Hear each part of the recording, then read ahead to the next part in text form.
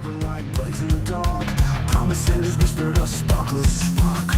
No new attacks, just a slicing knife, cutting through dreams like a butcher's life.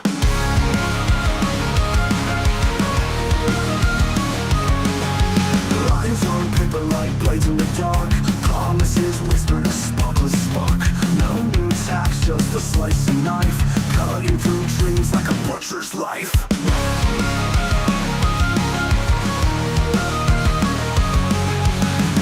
Stands with her budget tight, words like daggers in the dead of night.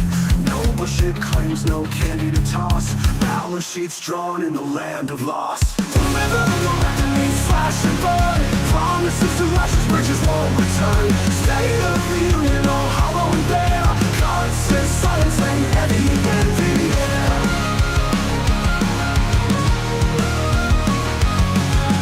Clap in the room like puppets on strings, empty cheers for the pain she brings. No mommy scramble, no sweet reprieve, just bitter truths hard to believe.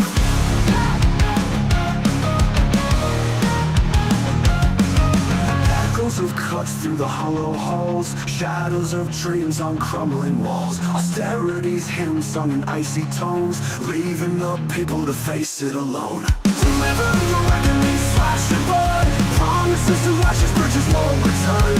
State of the union, all hollow and bare, constant silence and heavy in the air. Heavy in the air.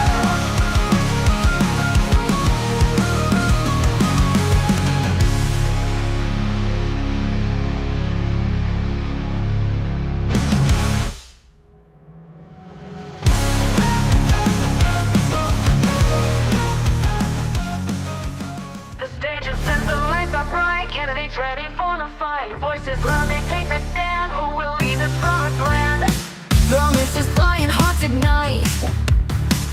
Truth and lies will take the mic. The clock is ticking, make your choice. Who you hear, the people's voice. It's in the ballot, it's in your hand. The future's calling, take a stand. One vote, one dream, one destiny. Who will wear the crown in 2025? We'll see.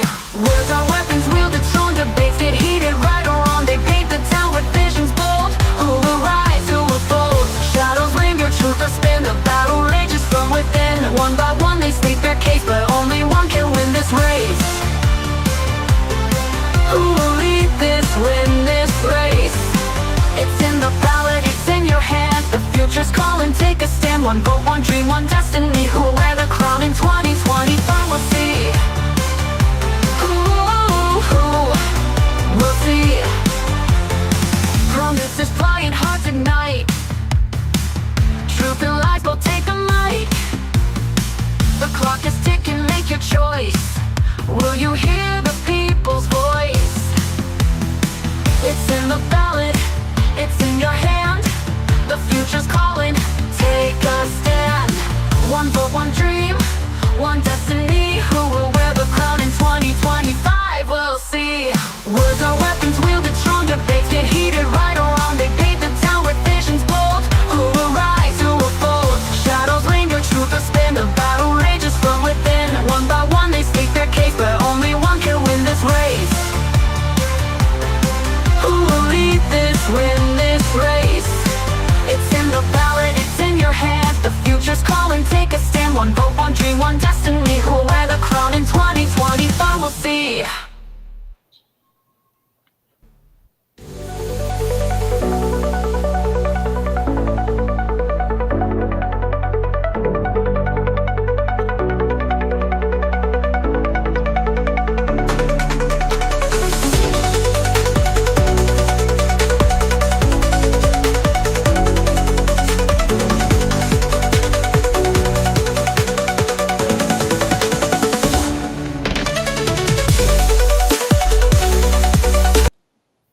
And welcome to tonight. It's in the Ballot Show, and I love it, Laura. Hey, you've managed to find Bean here, especially on that particular photo image, because I don't normally get to see the non-door side gets shown. I just wanted to make a funny joke because there's a rubbish bin as well, and your coffee cart says bean, so it's like, okay, bin and bean here, you know. Yeah. It's it had to take me a while to figure out which picture it's on because it's not from my collection. Yeah, well, Yeah. Now, before we get to the fun stuff, let's sit down there and show a bit about what's happened today. So today, I went to a campaign launch for William Pennywise, the rewilding clown, and he had special guest Josh Hereford, I think his last name is, from the Aotearoa Silly Hat Coalition or whatever it's called. So we will see, as you can see here, there's some posters there. One of the things of the campaign there is to make the Basin Reserve a swamp again. So that's Pennywise starting off their opening speech. We'll get out of the ones on that one and we'll get to some more of the bigger ones there. So this was the showing of like the plans of what they're going to do. The silly was it Josh's one of the policies was to put a lazy river down Courtney Place instead of having the current road. It's quite a fun things to sit there and look at. It's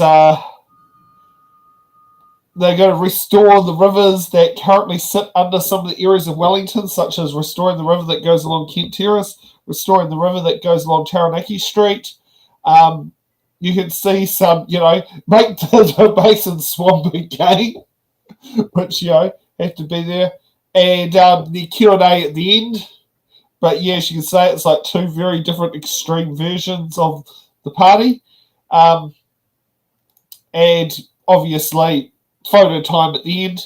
My new Facebook picture. Still not sure whether I should put it on the Tinder profile or the Grindr profile or the Scruff profile or the Hinge profile, but we'll figure out something later on.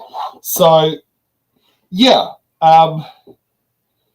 Some fun days to be there today at there. And now, Laura, you've already had a sneak preview. Gee, you've sunk yourself down the page. It's magic. Look what I can do. Now, is the camera moving down or the seat moving up? Neither. Oh, okay. I have a magical desk. It can go up and down. Oh, but the camera is sitting on, obviously not connected to the magical desk. Correct. See, I can phase in and out of existence. Oh, that's what happens when you start using the virtual background. I'm still surprised it hasn't actually sit there and done it. Okay, so Kiwi Skirt is in there. Put it on, Sam, and tell us, guess which one is you.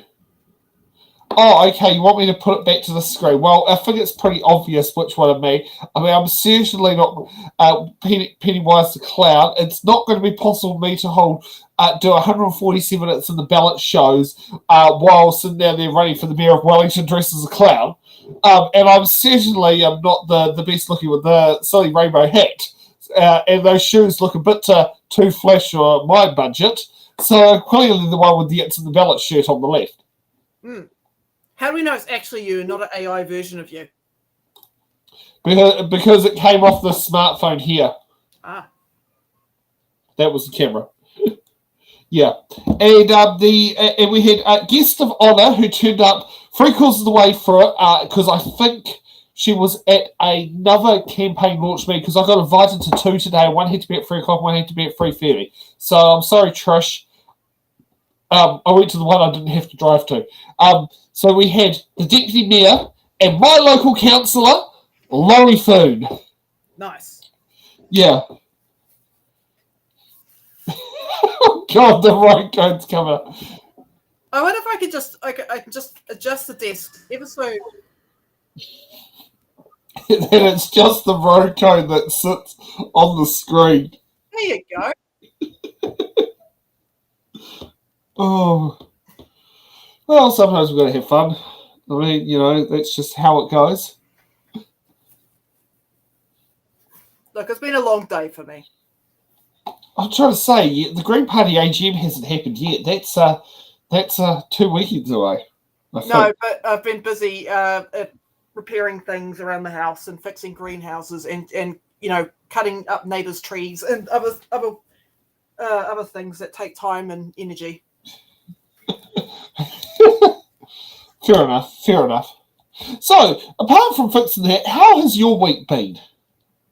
It's been interesting.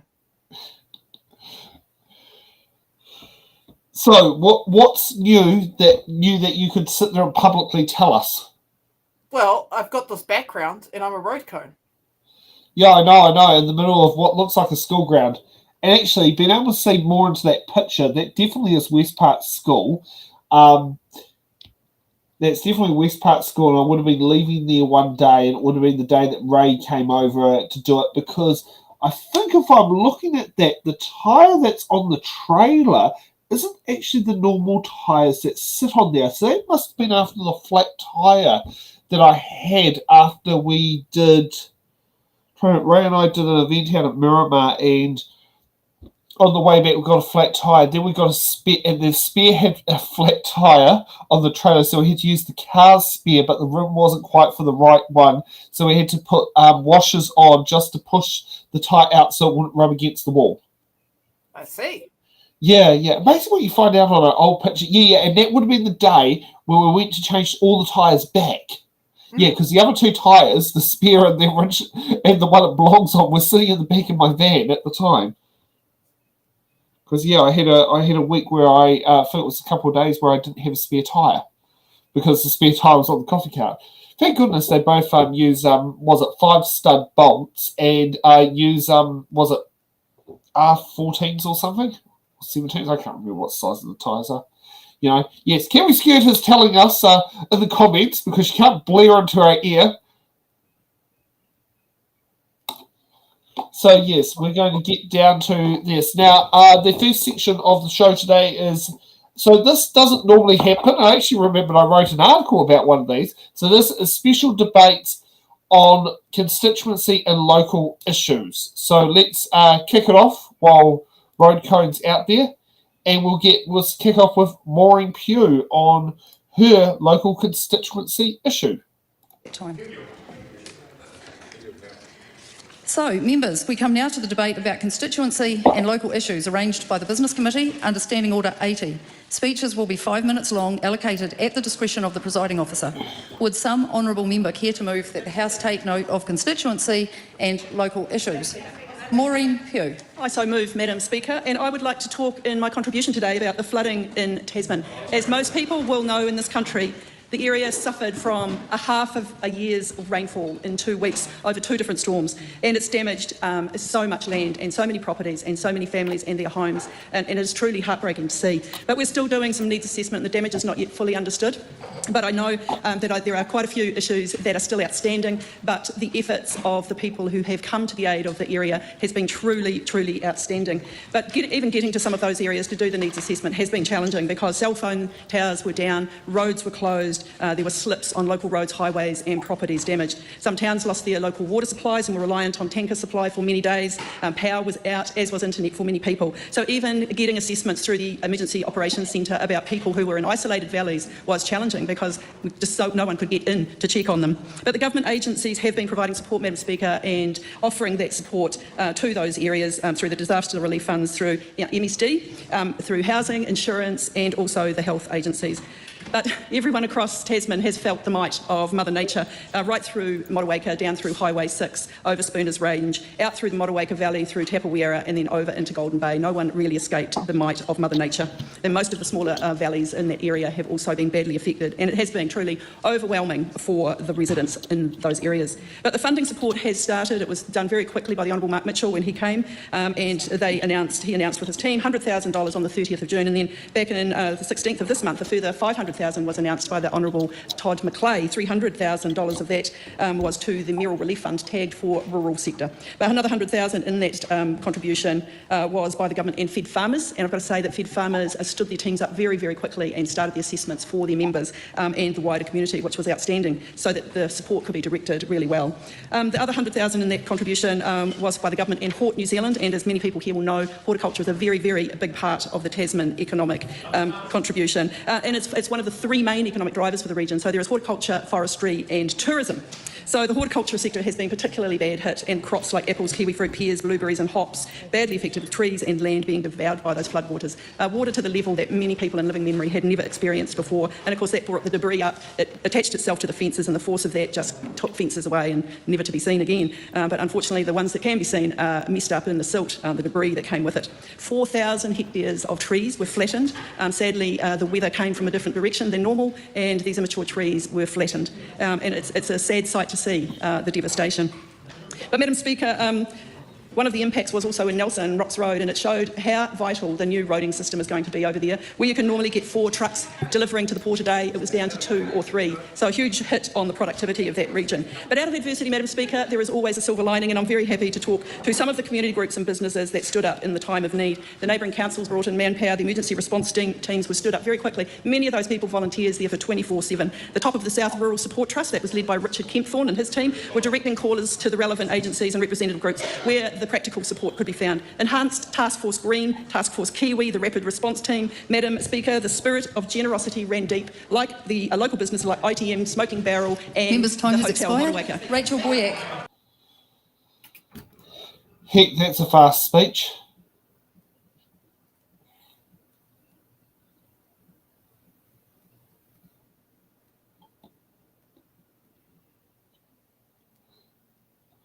Yeah, it's like like the lift door opening here, and it's taking its time to sit there and open itself because it's got something wrong in its tracks. Okay. Yes. Yeah. So before starting tonight, I had a look at some of the data. I had a look at some of the data for Nelson, and it's bad. It's bad. Guys, don't be surprised if food goes up in price, especially fresh fruit and veggies. The amount of damage that was done, you know, it's. I put up a comparison factoid, you know, between just Tasman's, and we haven't even got the full breakdown of how much it's going to cost to repair all that stuff and what's been done to the economy in terms of damages. But yeah, Cyclone Gabriel was estimated to cost about $14.5 billion in damages at the moment. You know, we're looking at an estimated cost for Tasman, or the Tasman Nelson region, exceeding $100 million. I don't know by how much it's going to exceed that, but yeah, it's not looking great. Yeah, it's quite scary. And yes, doesn't help with Maureen being the local MP. It's literally right through her constituency. I mean, yeah, I mean, it's gonna be pretty shit economically because did you see that little factoid that I said that the council have already spent most of their annual budget just on cleanup and repairs? No, I didn't see that, but that's pretty concerning. And also, both of them are both Nelson and Tasman's councils are unitary authorities, so it's not like they could piggyback off piggyback the repair the stuff of the regional councils. Like, say, if was it the Wairarapa had a flood or Wellington had a flood, we've got a whole heap of people chipping into the pie. They're literally all unitary authorities, so they literally, it's like the council, the district council is basically the cash is in the pot. Yeah, it's not like you got massive reserve funds sitting there waiting. Like, I know GW has massive reserve funds for flood protection projects, but yeah, I don't know what Nelson would sit there and have because they're a unitary authority, so they've got both roles combined into one. Yeah. Anyone that's in government thinks that climate change isn't real need to honestly be voted out at this point because David Seymour. Yeah. So, you need to, the door's over there somewhere, somewhere behind me in this photo. There's a gate. There's a gate. There's the gate. You can, Yeah, the gate. We'll use the gate. Look, here's the gate. It's past my road cone. Okay. Yes. Yes. Climate change is very real. Insurance is going up. Food is going up in price. Yes. That's exactly the predicted outcome of what climate change is going to do, and we're seeing it in real time. Yeah, it's pretty scary. Yeah. Okay, should we get on to Rachel Boyack's speech? There's probably going to be a flow on from it. Yep. Yeah. Okay, let's kick it off with Rachel Boyack. Beginning of my speech, and as I mentioned in the general debate last week, just acknowledge as well the people of Tasman, and particularly just want to further acknowledge those who have suffered so much, and particularly the family of Peter Lyons, who so sadly lost his life in the floods. And we have more rain forecast for next week, and it would be devastating to have another rain event. And so we are all working really hard at the moment, and I know the people on the ground to do their best to be prepared. We do encourage people to have a plan and be prepared should we face another rain event on Thursday. Madam Speaker, I want to focus on the local issue today that is top of mind for the people of Nelson, which is the rebuild of Nelson Hospital and the resourcing of Nelson Hospital. Yesterday, Health New Zealand released their review into Nelson Hospital, which came about as a result of senior doctors, nurses, patients, administrative staff and many others speaking about the concerns they had about the resourcing into the care at Nelson Hospital. Madam Speaker, I want to reflect on the commentary, particularly from the senior doctors that came out yesterday. Huge disappointment in so many parts of this review. It is essentially a plan about a plan. The senior doctors commented yesterday that they have been telling the hospital for a long time what the issues were, but instead of actually coming up with a plan to fix the issues and the investment needed to fix the issues, all Health New Zealand did was outline the issues that have already been raised, particularly by the senior doctors. So my question to the Minister and my question to the government, and what I will be pushing for as the local MP, is where is the investment to hire the doctors and hire the nurses that we need to ensure that Nelson Hospital is properly resourced? Because, Madam Speaker, this report yesterday is very, very clear that it is not resourced enough to support the people of Nelson, especially in the context of a hiring freeze that the report clearly outlined said made it very, very difficult for the hospital to actually hire the staff that we need to deliver care in Nelson. The next thing I want to talk about in regards to Nelson Hospital is the business case that has quietly been released around the plan to rebuild Nelson Hospital. Now, there's a part in it that is very concerning to us here in the Labour Party, and that is the over-reliance of 15% of care being provided in the community. Now, there is a place for care in the community, but again, where is the investment for it? Now, Madam Speaker, people commented, here's some of the comments I'm just going to quote from the people of Nelson who are very concerned about this.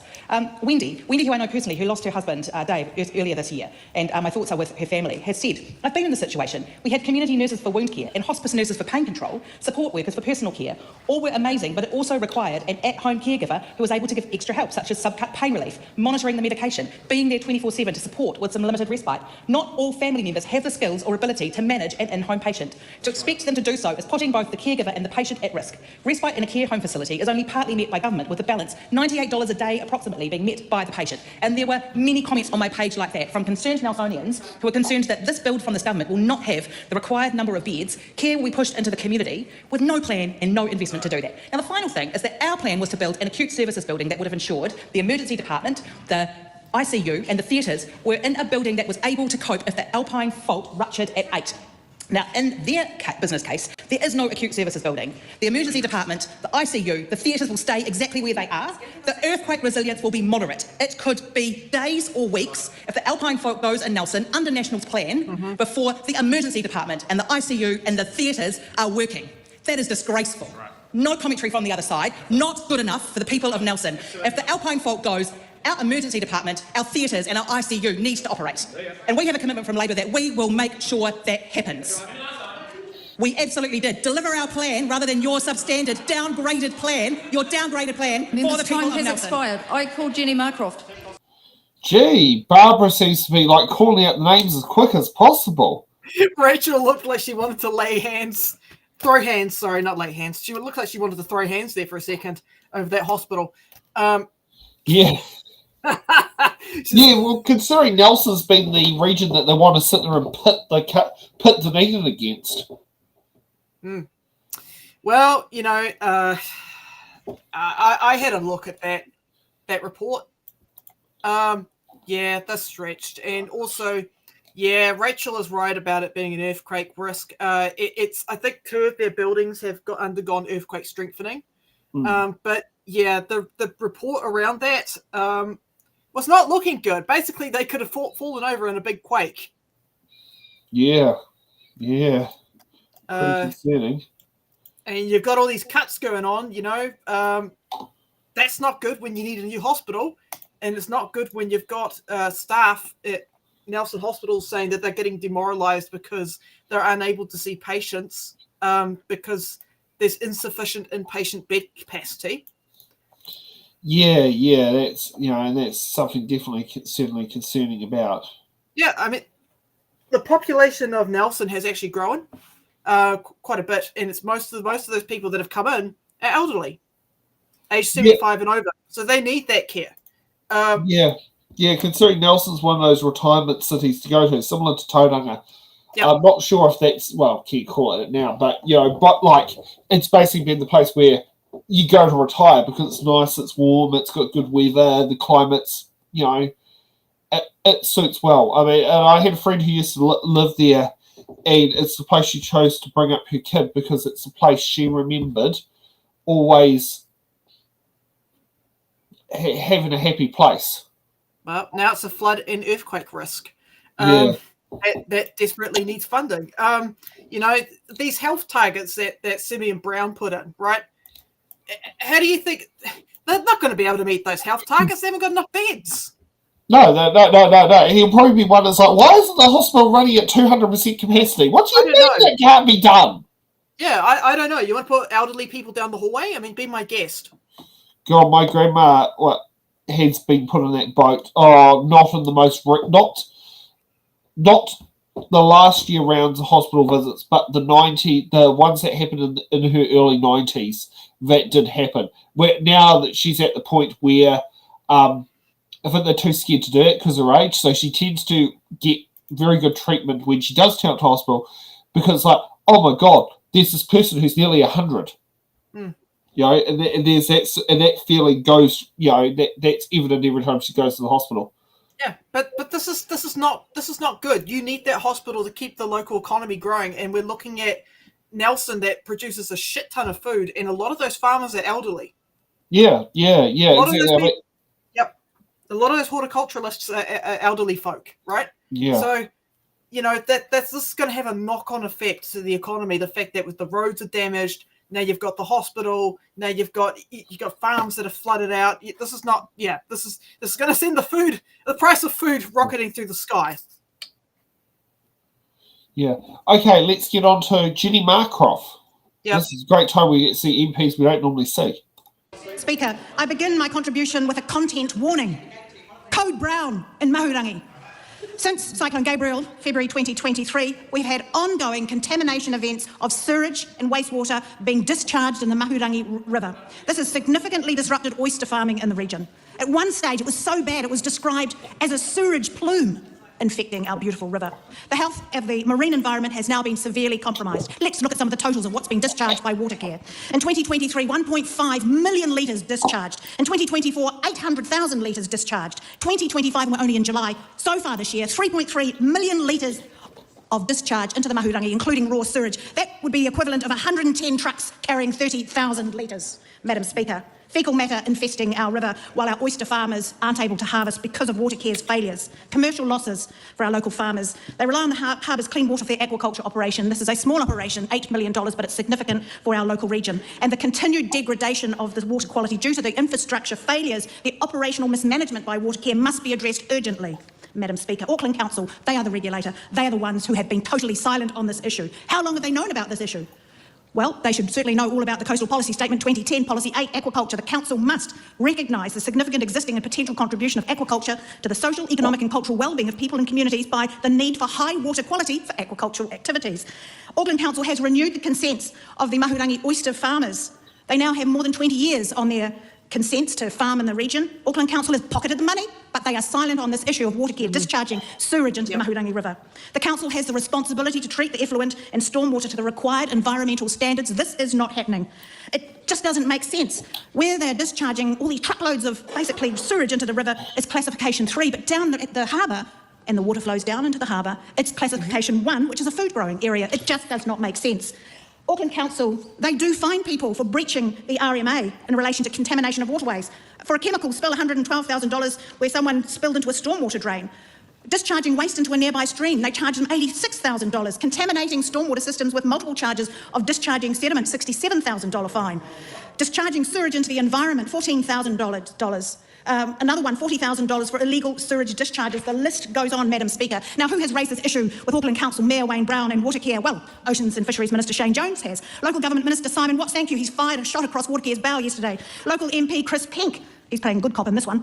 Food safety, of course, Minister Hoggart has raised the issue. Aquaculture New Zealand, our local mana whenua, Ngāti Manuhiri, our CEO, Nicola McDonald, has been raising this issue constantly. But on deaf ears it has fallen. Minister Jones has basically said they have failed in their statutory duty of care to the Mahurangi oyster farmers. Their organisation should be renamed Zero Care, Madam Speaker.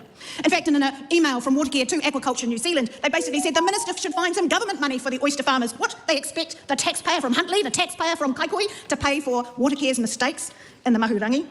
No, Madam Speaker. This needs to sit with Auckland Mayor Wayne Brown. It is a Code Brown situation, Madam Speaker, and we respectfully request that this time, yes, you do rush out with buckets, Mayor Brown, and fill them up with coin and support our local farmers, our oyster farmers. Jazz up the support from Watercare, open up their purse strings wide, and do the right thing. Thank you, Madam Speaker.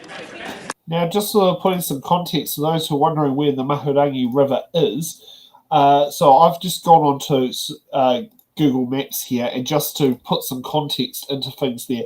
Yep. The Mahurangi River is basically, it's a two-armed river, but effectively it flows from flows along here, goes through the western half of Warkworth, and crosses over near that annoying Hill Street intersection that everyone remembers about the traffic lights, yep. And then flows on into the harbour. We've got Snell's Beach on one side, and you've basically got, goes right out into here, out into towards the Hauraki Gulf. Yep. Yep. So just putting some context in there, because I thought, very visualising what Jenny said, but we can now visually actually see what she meant. Yeah. Congratulations to Jenny for recognising the problem. Now we've got to try and find a solution, and I don't know, this coalition hasn't got one, unfortunately, because, we could have had increased funding into things with under Three Waters. They are correct that there's a lot of problems with Auckland Council, but, it doesn't help that they're unitary authority. That's right. And, you look at the amount of funding and stuff, and you've got people from central government pushing to develop and grow and Auckland. Especially when the watchdog is watching the council screwing up. Yep. When exactly. it's the same people that have to regulate each other. Hence why I'm not a fan. Hence why I'm not a fan of amalgamation. And this is an example where when you sit there and have your watchdog literally. What do you call it? Administering your watchdog is administering yourself screwing up. Yeah, I mean, there's just so much here to unpack. Yes, okay, increased rainfall, right, to be expected with climate change. The other thing too is that you've got housing being developed, but the associated infrastructure is not being developed with it. This has been going on for years. Yeah, for years, and Auckland's just continued to grow and grow and grow. And yet water infrastructure has been underdeveloped, and now it's impacting other industries, including not just aquaculture, but also agriculture as well. This is something that's happened since Super City has come in. Warkworth has just ballooned. Yeah. Warkworth was not pre-Super City. It was not this satellite, the Pukekohe of the... Well, actually, Pukekohe is another example. That's the south. But, the Pukekohe of the north is becoming Warkworth. Except it's on the main road. Yeah, I mean, the other thing that's got to be unpacked here too is that Jenny's saying, why should the taxpayer from the Wairarapa or the taxpayer from here pay for it? Okay, Jenny, what you're asking for is for the rates to go up. Because the central government's not willing to invest, Auckland Council will have to put the rates up to pay for the plumbing. And of course, people don't want to pay for extra rates, so they're going to get poop water in their oysters. If you want E. coli, don't do anything. Yeah, you definitely know how to sit there and ruin someone who, well, I wouldn't call myself the biggest fan of oysters, but I'm pretty sure we've got someone who's in our chat who actually is a fan of oysters. Yeah, but I'm not a fan of poop water. No, exactly. Yeah. No one should be. No. Yeah. Okay, next up, MP for Wellington Central, Tamitha Paul. Yep. Tamitha Paul. The average age in Wellington Central is 26 years old. That is how old I was when I was elected to represent this city. And since then, I feel that I have aged considerably in this mahi. However, I think that the average age of our city is going to increase significantly, not just because of lower birth rates, not just because life expectancies are getting longer for some, but because all of our young people in Wellington are going overseas. Now, young people choose to come to Wellington for a number of reasons. I came down here because after just a few visits, I love that people just let you get on with what you want to do. We're not judgmental. We're a city that allows you to be your full, authentic and genuine self. It's considered safe in comparison to other international cities. It is one of the most queer-friendly cities in Aotearoa. It's the arts and culture capital. We have really amazing walkways in our green belt, and we have a southern coastline to die for.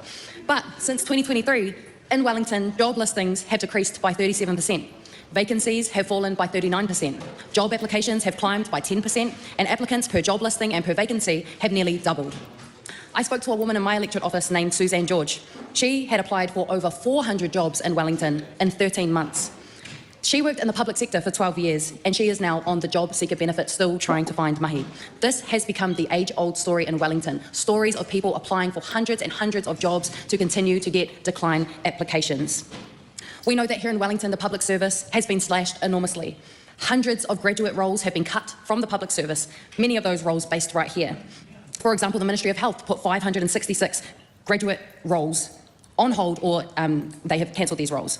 And I have to ask, when it comes to the public service and those jobs here in Wellington, why is the future the first thing we trade off for short-term gain?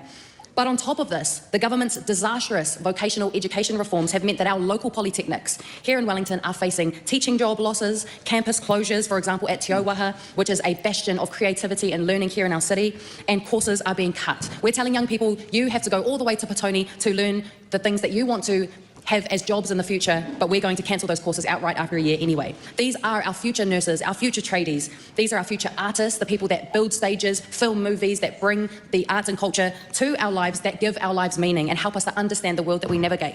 They are taking their skills, their money, their families and their futures overseas. And this is why the Victoria University Wellington Students Association took to the Mount Victoria Tunnel and placed a massive banner which said, "No jobs, shite pay, why stay?" I don't want to say this swear word, Mrs. Speaker. As long as you out of respect for you, Madam Speaker. Just do quote. The S word. This government has hollowed out all of the opportunities for young people in Wellington to stay here and contribute to our country. You don't go into the public service as an entry-level worker for the pay, and you definitely don't if you're a woman, thanks to the changes in the budget this year. Young people, especially here in our capital city, join the public service because they give a damn about their country and they give a damn about their neighbours. Instead, we fire them all, or we take away their opportunities and we replace them with expensive consultants and international agencies that rake up profits that are not spent here on our home soils. It has been demoralising to watch people who are told that they are the problem and that they are not trying hard enough. We are exporting our future at an alarming rate, and sadly, our capital city can no longer compete with the tantalising temptation of a job in Australia that pays a wage that keeps up with the cost of living and a society that values its workers and its future. Tim Crossley. Well, Tamitha's bang smack on the money on that one. Okay, I was going to ask you because I don't live in Wellington City, but yes, I should know more about Wellington City. But yeah, is she accurate with the numbers there about? Yeah, how many she jobs is pretty they've lost? accurate with and this is across the board. Basically, everything feels like it's running on fumes, and people are just struggling to get by. I mean, I'm one who has noticed my business has been going through some rough spells. The month of July was not a particularly nice month financially for me. July? No, or was it? The beginning part of July. It's a bit of a because no, we're not quite in August yet. Yeah, the school holiday part, and that just went for a tank. I know Motion went through a 5-week bad spell with the markets. Combination of rain, but also a bit of it is just the economic willpower. People just aren't quite spending what they used to be out there. And I mean, I spoke with one of my local curry places in Newtown, and it's basically at the moment they're down to the point where it's the front of house and the chef. There's only staff that they're rostering on at work at the moment because they're not sure how things are going to go because they're lucky if they get people sit in. They've got the regulars who come in to buy takeaways and that sort of thing, but it's not all rosy. Many of the restaurants, people just aren't coming out to restaurants like they used to. I mean, you do see Independent Together, the group that Ray Chung's part of, that they're basically pointing out that it's the council's fault it's dying, but is it really the council, or is it really just the fact that, we lost, 20% of our public service workforce? Yeah, I mean, I was looking through the economic data, and I mean, to say it's the council's fault on this one for the loss of jobs is nah. Yeah, no, it is definitely not the council's fault on that one. It has been it's basically what has happened with current government's actions have just basically been a slash and burn on Wellington. And I can also tell you right now, the number of small businesses who are craving for income, I do know that 3 different entities have tried targeting Damien either to boot me out of Newtown Market in place of their coffee cart or to go in to compete. And Newtown Market, yes, it works for me, but if you put 2 of us there, you're basically going to kill 2 businesses. Yeah, I mean, have a look at this. GDP in Wellington dropped by 1.6%, and that was taken in March, right? Yes. That's not small. And I know which sector is going to be taking the brunt of that. It's your sector. Yeah, the hospitality part, the top end of Lambton Quay, it feels like basically, on weekends it's pretty much dead as it is anyway, but it feels like it doesn't quite have the same lift as it used to. There isn't quite the same night bustling part, but it's like people just aren't spending it. Like when I went to the BHE meetup, the place we went to, yes, where we were, we had quite a full, we filled this little room, but I would say that basically, I wouldn't call it a full pub. I would call it more on the empty end. And it's just, things are just going very tight at the moment, and people are watching their pennies like crazy, regardless of what sector they're in, because they just don't know where their next dollar could be coming from or how quick they could be made redundant. Yeah, I mean, it's kind of interesting. Like when I was going over this before the show, I was looking at what Brad from Infometrics had to say. And he was saying that, an initial loss of 19,000 jobs in Wellington City, representing 11.6 decrease. But this is based on workplace. Clarified, this figure was based on workplace location of jobs, not residential location of workers. But if you got people going into work, right? If you're working in Wellington City, the likelihood of you wanting to move there so you're close to your place of work is, it's going to be tied into that, and going to local restaurants and things like that. It's going to be tied into that.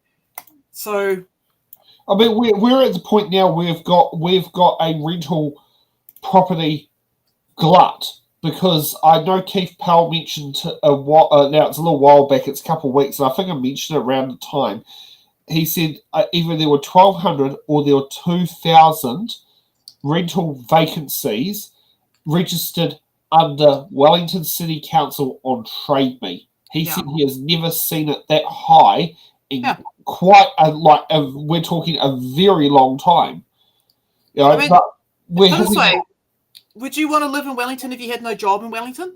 No, certainly not. No, I mean, I've had people who have tried to drag me out of Wellington when I've had to look for new accommodation, because that's their mindset. I mean, one of them had if I went to follow Dover, I would have lost 2/3 of my income. And he just couldn't comprehend that. But that's besides the point. That's some people out there, he just thought that my major money came from two weekends at the market, which at the time I had Newtown and Johnsonville. I only got Newtown now, but that is what was looked at. But I mean, it's like, it does feel depressing what we're going through. And like the other one is like, if we look at Newtown, the spike of people begging and the spike of homelessness that has popped up, it is pretty concerning. Now, this ain't happening in Tabitha Paul's electorate. This is happening in Julian Genta's. But besides the point, it's a Wellington problem. And a lot of that has come through with the cutbacks to emergency accommodation. I know Whakamaru, which is the Wellington City Mission, have got their new place. But, I mean, they can't sit there and house everyone who's homeless because they've only got so much capacity. Yep. It's very... I mean, you've got upsetting. national selling off kind of order homes and things like that. That once again, the pressure is put back onto the councils and the rates go up. Exactly. And I mean, like, here's the thing is the Arlington flats, which I'll just grab out the map of where it is because, so yes, I still have my map on the board. So this was a Kainga project that was like very serious plan. So it was, previously Wellington City Council owned it. Wellington City Council started the process to demolish it. It got taken over by Kainga Ora because for the subsidiary. So this section here is the Arlington Flats. Okay, and the building here had been demolished. Yep, now, I remember that. That project has been stopped. Oh, well done. The houses, but the project has been stopped. I mean, we've had local councillor Geordie Rogers, who succeeded Tabitha Paul on the council, and both Tabitha literally going at Chris Bishop over this. Yep. Yeah, it's like really, really concerning about that. I'll see if Street View can actually show some of the things in here. So, good job, National. Yeah, so this is Street View here. So, like, that's 2022. So that's actually seriously planning things in there. Yep. Like if we look at 2019, this is what it looked like with its nice big tower up there, and like this was meant to sit down there and basically like drastically up the amount of housing stock to be in this, in this area to have nice income-related rentals, literally in the CBD of. Or on the outer edge of the CBD of Wellington, because literally, if you sit there and look at here, you're literally one street over from State Highway 1 on the road out on the Terrace Tunnel. Yeah, it's like that. It's like so annoying about what they've done with Arlington, and I mean, also the local offshoot of Newtown Residents Association, Mount Cook Mobilise, Carol and Peter have been literally going non-stop.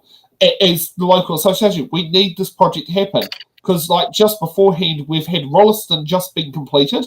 Rolleston is it was the first, I think it was the first housing unit to have what was known as supported living accommodation for those high-risk, problematic tenants who just basically need someone to tell them when to behave.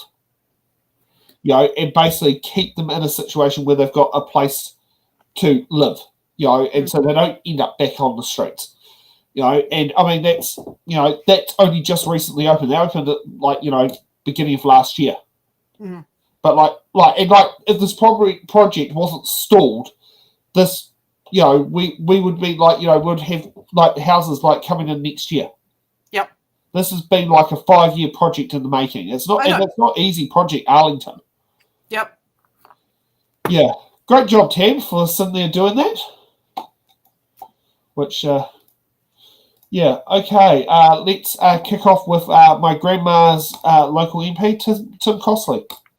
Well, it may have been Freudian, but never a truer word spoken when the last Labour member to speak said, can the National Government please deliver our plan for us? Because I can tell you they didn't deliver very much in their time, and that's what it takes is a team that are actually focused on delivery. And one thing we need to deliver right now for this country is growth. And that is what is key in our area, is bringing growth. And there is no better example of the lack of delivery by the last government or the growth coming to a region like I'm proud to represent in Kapiti and Horowhenua than the new expressway, which Suze Redmayne knows all about, from Otaki to the north of Levin. This is a road, in fact, the first petition I ever ran was about this road. road after Labor cancelled it in 2018, and I ran a petition, and we promised at the time that when we were next back in government, we would build this road, and that is exactly what we are doing. And I'm so proud. We found, of course, getting into government that all the money wasn't there, it wasn't fully funded, and Susan and I had to fight. It was the next petition was to get the right design. We've delivered that with a full interchange at Tarara Road in Levin, a full interchange at Taylors Road in Otaki, and we are so excited to see construction start come spring. It is an opportunity for us, and Horowhenua Levin it has that real opportunity that everything coming out of Wellington passes through that little gateway of Horowhenua before it splits to Hawke's Bay, to Manawatu, to Taranaki, to Taupo and the central North Island. And that's a real opportunity for growth for us. And we see other signs, not just the road, but new subdivisions like Taraika, new housing, businesses, new businesses popping up and old businesses that are doing well. And I would like to mention Lewis Farms that took out one of the top awards at the Wellington Gold Awards recently, and congratulate all those businesses that have been selected as finalists for the Wellington Regional Awards and the Local Business and Top Shop Awards.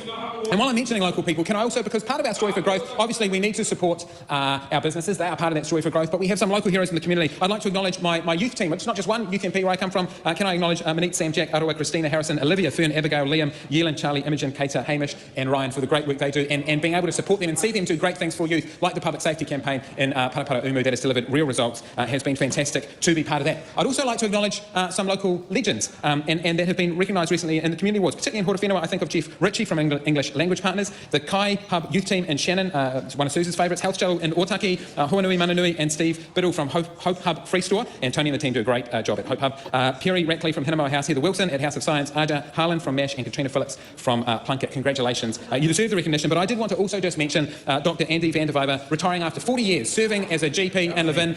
Everything from delivering brand new babies to end-of-life care. He's been there with us all, he's seen it all, and he deserves the accolades. And I'm proud to meet these people and to work with people like that every week. In fact, this week I had just a couple of touching stories that came back to me. One was about someone that had been waiting to get in an operation. They'd been waiting 4.5 years, and we were able to get that through. Obviously, it's not just my advocacy locally, but the focus on this government on actually delivering, putting patients first, delivering them, bringing back public health targets, and that has made a real difference for people in Levin that I have seen firsthand, for people in Parapara Umu, for people in Otaki, and I'm proud to see that. But I also think of a message I was sent from a mum, someone we helped to get the special transport they need to get their child to school on time each day, and it was described as being life-changing. And I tell you, it is a privilege to serve these people, to serve alongside them through these situations.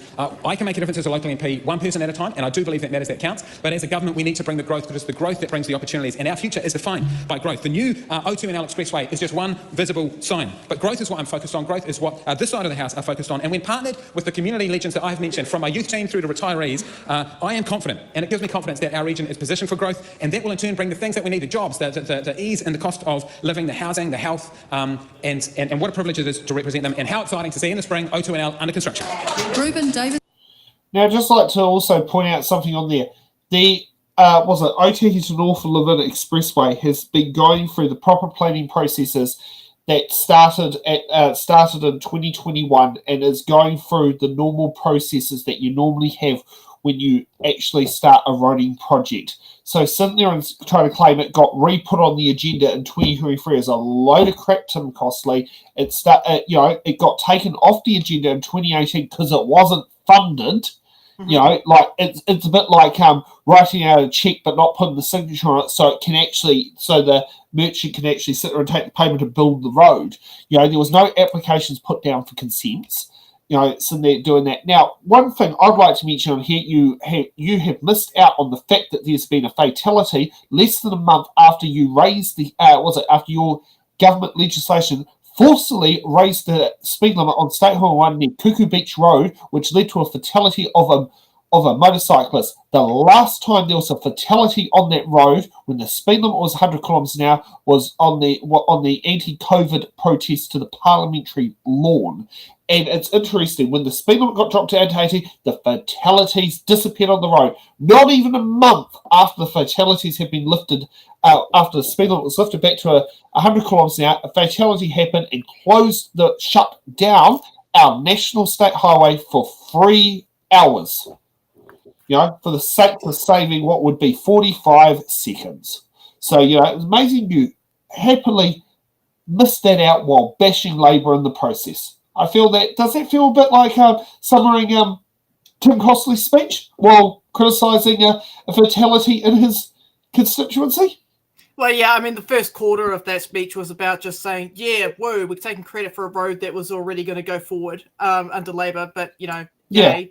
And then he spent the rest of the speech congratulating people. So I just, it's like there's not really much you can do in terms of commentary on that. I mean, you know, it's like I could go over an economic report that I read about roads, but do I need to? I mean, like, do roads lead to better economic outcomes? Sure, depends. Yeah, exactly. I mean, also that section of road where the fatality happened is with two maraes very close to each other in there, plus a cemetery. Yeah. Yeah, and I've driven down that road. Like, I'll be honest with you, that road at 80 km/h, yes, it is very frustrating when you have those people who do 60. But put it this way, the fatalities have gone. You know, what would you do? Rather get stuck behind someone at 60 km an hour or have the road shut down for 3 hours? Oh, yeah, I mean, exactly. That's there you go. You're going fast, you crash, there you go. The road, the road is not designed to carry, I think it's 80,000 cars per day. Yeah, it's not fit for purpose. It hasn't been fit for purpose for quite some time. Yep. And it's because all these little developments, like, I mean, they were talking about it. It was 2010. They were still debating whether they're going to go around the east of Levin or the west of Levin for the expressway. I was just going to say that nothing disrupts economic progress than crashes on the road. Closing down the road for 3 hours. Well, exactly. And it's not like that. And I mean, I know a cop. If he's still working for the Levin police station, Tony Sharp, he probably was the person who attended that accident because he is the crash investigator that goes to all the accidents in the Manawatu area of for roading and policing. And it's like, so Tony probably had to go down and look at, have to work out the angles, figure out what actually went wrong with the crash. The person who the fatality is a motorcyclist, but besides the point, someone's life was lost less than a month of the speed limit being raised. For what would be the sakes of 45 seconds. 45 seconds or 3 hours waiting for the crash site to be cleaned up. Yeah. Yeah. That'll be a good MasterCard ad. Yeah. Raising the speed limit to sit there and say 45 seconds? What do you call it? Price or something, or something, to save that or whatever that economic cost is. And 3 hours of the road being closed, priceless. Yeah, I mean, who doesn't want to sit for 3 hours in a hot car? Oh, exactly. Like, you've got nowhere to do it. And like people, going from Levin to Otaki, like that's a common cross employment sector where people, go up and down. I mean, it's roads that I've driven. Like, I love driving those roads at 100 k's, but those roads are the traffic volume doesn't justify it being 100 k's. 80 is a much safer speed limit. Yep. Yeah. Okay, let's get to Ruben Davison. I probably won't get as heated because I know hardly anything about Christchurch East. It's great to have the opportunity to make a contribution in this local issues debate. It's unfortunate that the reason I'm making this contribution is because we currently have a homelessness crisis in Christchurch East. A homelessness crisis in Christchurch East. Now, the Prime Minister tells us that homelessness is a really complex issue, but that he's proud of the work that they're doing. And yet, no one can tell us where a large percentage of people kicked out of emergency housing have gone. The Minister tells us it's clear we have a real problem. And it is clear. It's clear in Christchurch East because we see it every day. Some of these mornings, it's -3 degrees, and we're seeing children living in tents and cars. We're seeing retired people living in tents and cars. We're seeing working people living in tents and cars across Christchurch East. Now, our frontline experts are telling us this.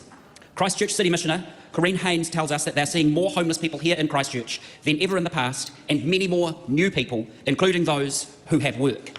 And if we go into our red zone, the area that was previously residential in Christchurch East, abandoned after the earthquake because it's not suitable for homes, we find a 23-year-old woman parked up in our red zone, and those streets are now lined with camper vans, cars and tents. And they tell us it's cheaper to live in a car than it is to rent. This is a full-time worker. She would love to have a permanent place to live, but she doesn't hold out hope for any government support. And she tells us that they care more about money than actually the love for people. That's what she tells us. So why are there people living in cars? Once again, our City Missioner tells us many people are sleeping rough in the red zone and elsewhere, and they're telling us that they have been declined emergency housing. And that's what we hear in the Christchurch East electorate office, people coming direct to us in dire need for emergency housing and accommodation, and they are told that they have contributed to their homelessness and that they will not get help, despite what the Minister and the Prime Minister tell us in this House. Go to MSD, they'll be able to help. That is not really what's happening. There is a woman, Polly, she's 69, and she has been living in her van in the red zone. Now, Polly tells us that she has money in the bank, but not enough to buy a house. So as a pensioner, renting for her, she says, is out of the question because she wouldn't have any money left for her food or her bills. So literally her van has become her home. She has no heating in the van, and it's been -3 degrees. So Polly tells us that she just takes to the bed in her van and burrows under the covers. A 69-year-old retired woman on her own who has contributed a working life and now burrows under the covers in her van. She says that she's mostly happy in her own company. And she also says that living in the red zone was lonely. She says that she's not alone, but that she's lonely. Now, at the same time as Polly tells us this, there's something happening in suburbs across Christchurch East, in Parklands, in Aranui, in Bromley, in Avondale, in Shirley, in Linwood, in New Brighton. This government are selling kāinga order homes. People are living in tents and cars, and you are selling homes in Christchurch East that they should be living in. Children in winter are living in tents and cars, and you are selling the homes they should be living in. Not you, Madam Speaker, the government. These people are not alone because there are lots of them, but they are lonely because this government is leaving them behind. Yep. I'd say buy that person a camper van. So at least they actually have a bit more room than just the mattress in the back of the van. We have people dying from being homeless. I'm pretty sure there was a case recently up in Rotorua with a person that died. I'll see if I can get the newspaper article for it. But yeah, I mean, look, I've got the report open right here, and I've got a link to the report that people can go have a look for themselves. This is the one that Tama Pōtaka was holding on to. And yeah, it shows that homelessness in Christchurch has indeed increased because the amount of people that Christchurch City Mission is working with has increased over the last 6 months. And yes, they are selling off kāinga order homes. They've cut funding to kāinga order. They're selling those homes because they're valuable assets to sell. So you want to know where those people that end up in hotels and stuff like that, you want to know where they've gone. They're on the streets. They're living in their cars. This is not unique to Christchurch. This is all over New Zealand. But in particular, Christchurch is one of the hardest hit cities in New Zealand, apart from Auckland. And I'm pretty sure the other one was like Tauranga as well. I'd have to double check that. But yeah, Tauranga has its homeless issues. I remember hearing a bit from Heidi about that, and it's not easy in there. Yeah, but I know it's all Christchurch. You've got some of the highest. I'd have to. Yeah, here we go. 3 territorial authorities, the highest numbers for homelessness were Auckland, Far North, Whangarei, followed by Christchurch, Western Bay of Plenty, and Tasman. And we were just talking about Tasman earlier. Yeah, exactly. Which has just had natural Massive disasters flood right through it. Yep. Yeah. So okay. And you've got Auckland that's got infrastructure problems with plumbing and stuff like that, and you've got politicians going, "Oh, we just got to build more houses." Then you can't. You've got to fix the plumbing first. Yeah, you've got to have the infrastructure to make sure to do it. Okay, let's get to Dr. Punjit Palmer. Punjit Palmer. Madam Speaker, I want to take this opportunity to highlight a critical issue that is impacting so many construction companies in Auckland. These construction companies want to build houses in Auckland. We all know it's so important to build houses because we always talk about supply and demand, affordability of houses, and it will happen only if more houses are built. And these construction companies, Madam Speaker, they are not able to proceed with their projects, not because they don't have people to work on their projects, not because there are any issues with their finances, or there are any issues with availability of land. They have land, but they just can't proceed building houses on that land because of water care's constraints. Madam Speaker, water care, I want to acknowledge that water care has proactively proactively released a map which shows where the constraints are. In East Auckland, there are water and wastewater, both constraints. In Bombay, there are water constraints. And in Pirata Rise, for example, there are wastewater constraints. And there are other areas as well where there are water care constraints, because of which construction companies cannot build houses. Madam Speaker, I have spoken to so many people in the construction industry, and they are really frustrated about this because they have land. And sometimes people drive past this land and think that, oh, somebody's land banking. But it's not land banking. Actually, they don't know the reason behind why they are not able to proceed with their projects. And in Pirata Rise, I was talking to a construction company who wants to build 98 houses. They got land use consent, but when they applied for subdivision consent, from that point, they have been stuck. Another construction company wants to build 50 plus houses in Bombay. They are stuck because there are water supply constraints there. Madam Speaker, these are serious issues because in Auckland, we have demand for more houses. And when we build houses, it's not just like one house is being built or it's about supply and demand, but it's about a lot more than that. There are a lot of flow-on effects of building houses. We know that there are a lot of jobs created, not just on the site, but at the suppliers' ends as well. Then the transportation requires a lot of jobs. And then, of course, the tax revenue that comes to government. So in a way, this constraint is also hindering economic growth. And, Madam Speaker, this bottleneck didn't appear just overnight. It appeared over time because previous government, Labour members, I heard them laughing before, those members, when they were in government, they didn't anticipate future need. And now, Madam Speaker, we have to look at what the future need is, and now we have to also react to this past shortfall. We have to react to this past shortfall. And these delays which are happening are very, very costly delays. So, Madam Speaker, yes, I have highlighted this issue. Now, I would like to highlight what this government is doing to address this issue. As, Madam Speaker, we will know, and we will remember that what Labour wanted to do, they wanted to enforce co-governance in water supply. Did that help? Did that help? No, that didn't help at all. And that's why we made changes and we brought Local Water Done Well policy program. And because of Local Water Done Well policy program, now Watercare have their own balance sheet. So this has enabled them to have their own balance sheet so that they can go and borrow money to invest in long-term infrastructure. And what is the good thing about this is that this won't fall under the council debt limit. So it frees them up to see where they want to do investment. It's very important that Watercare utilizes this opportunity, this tool to invest in infrastructure.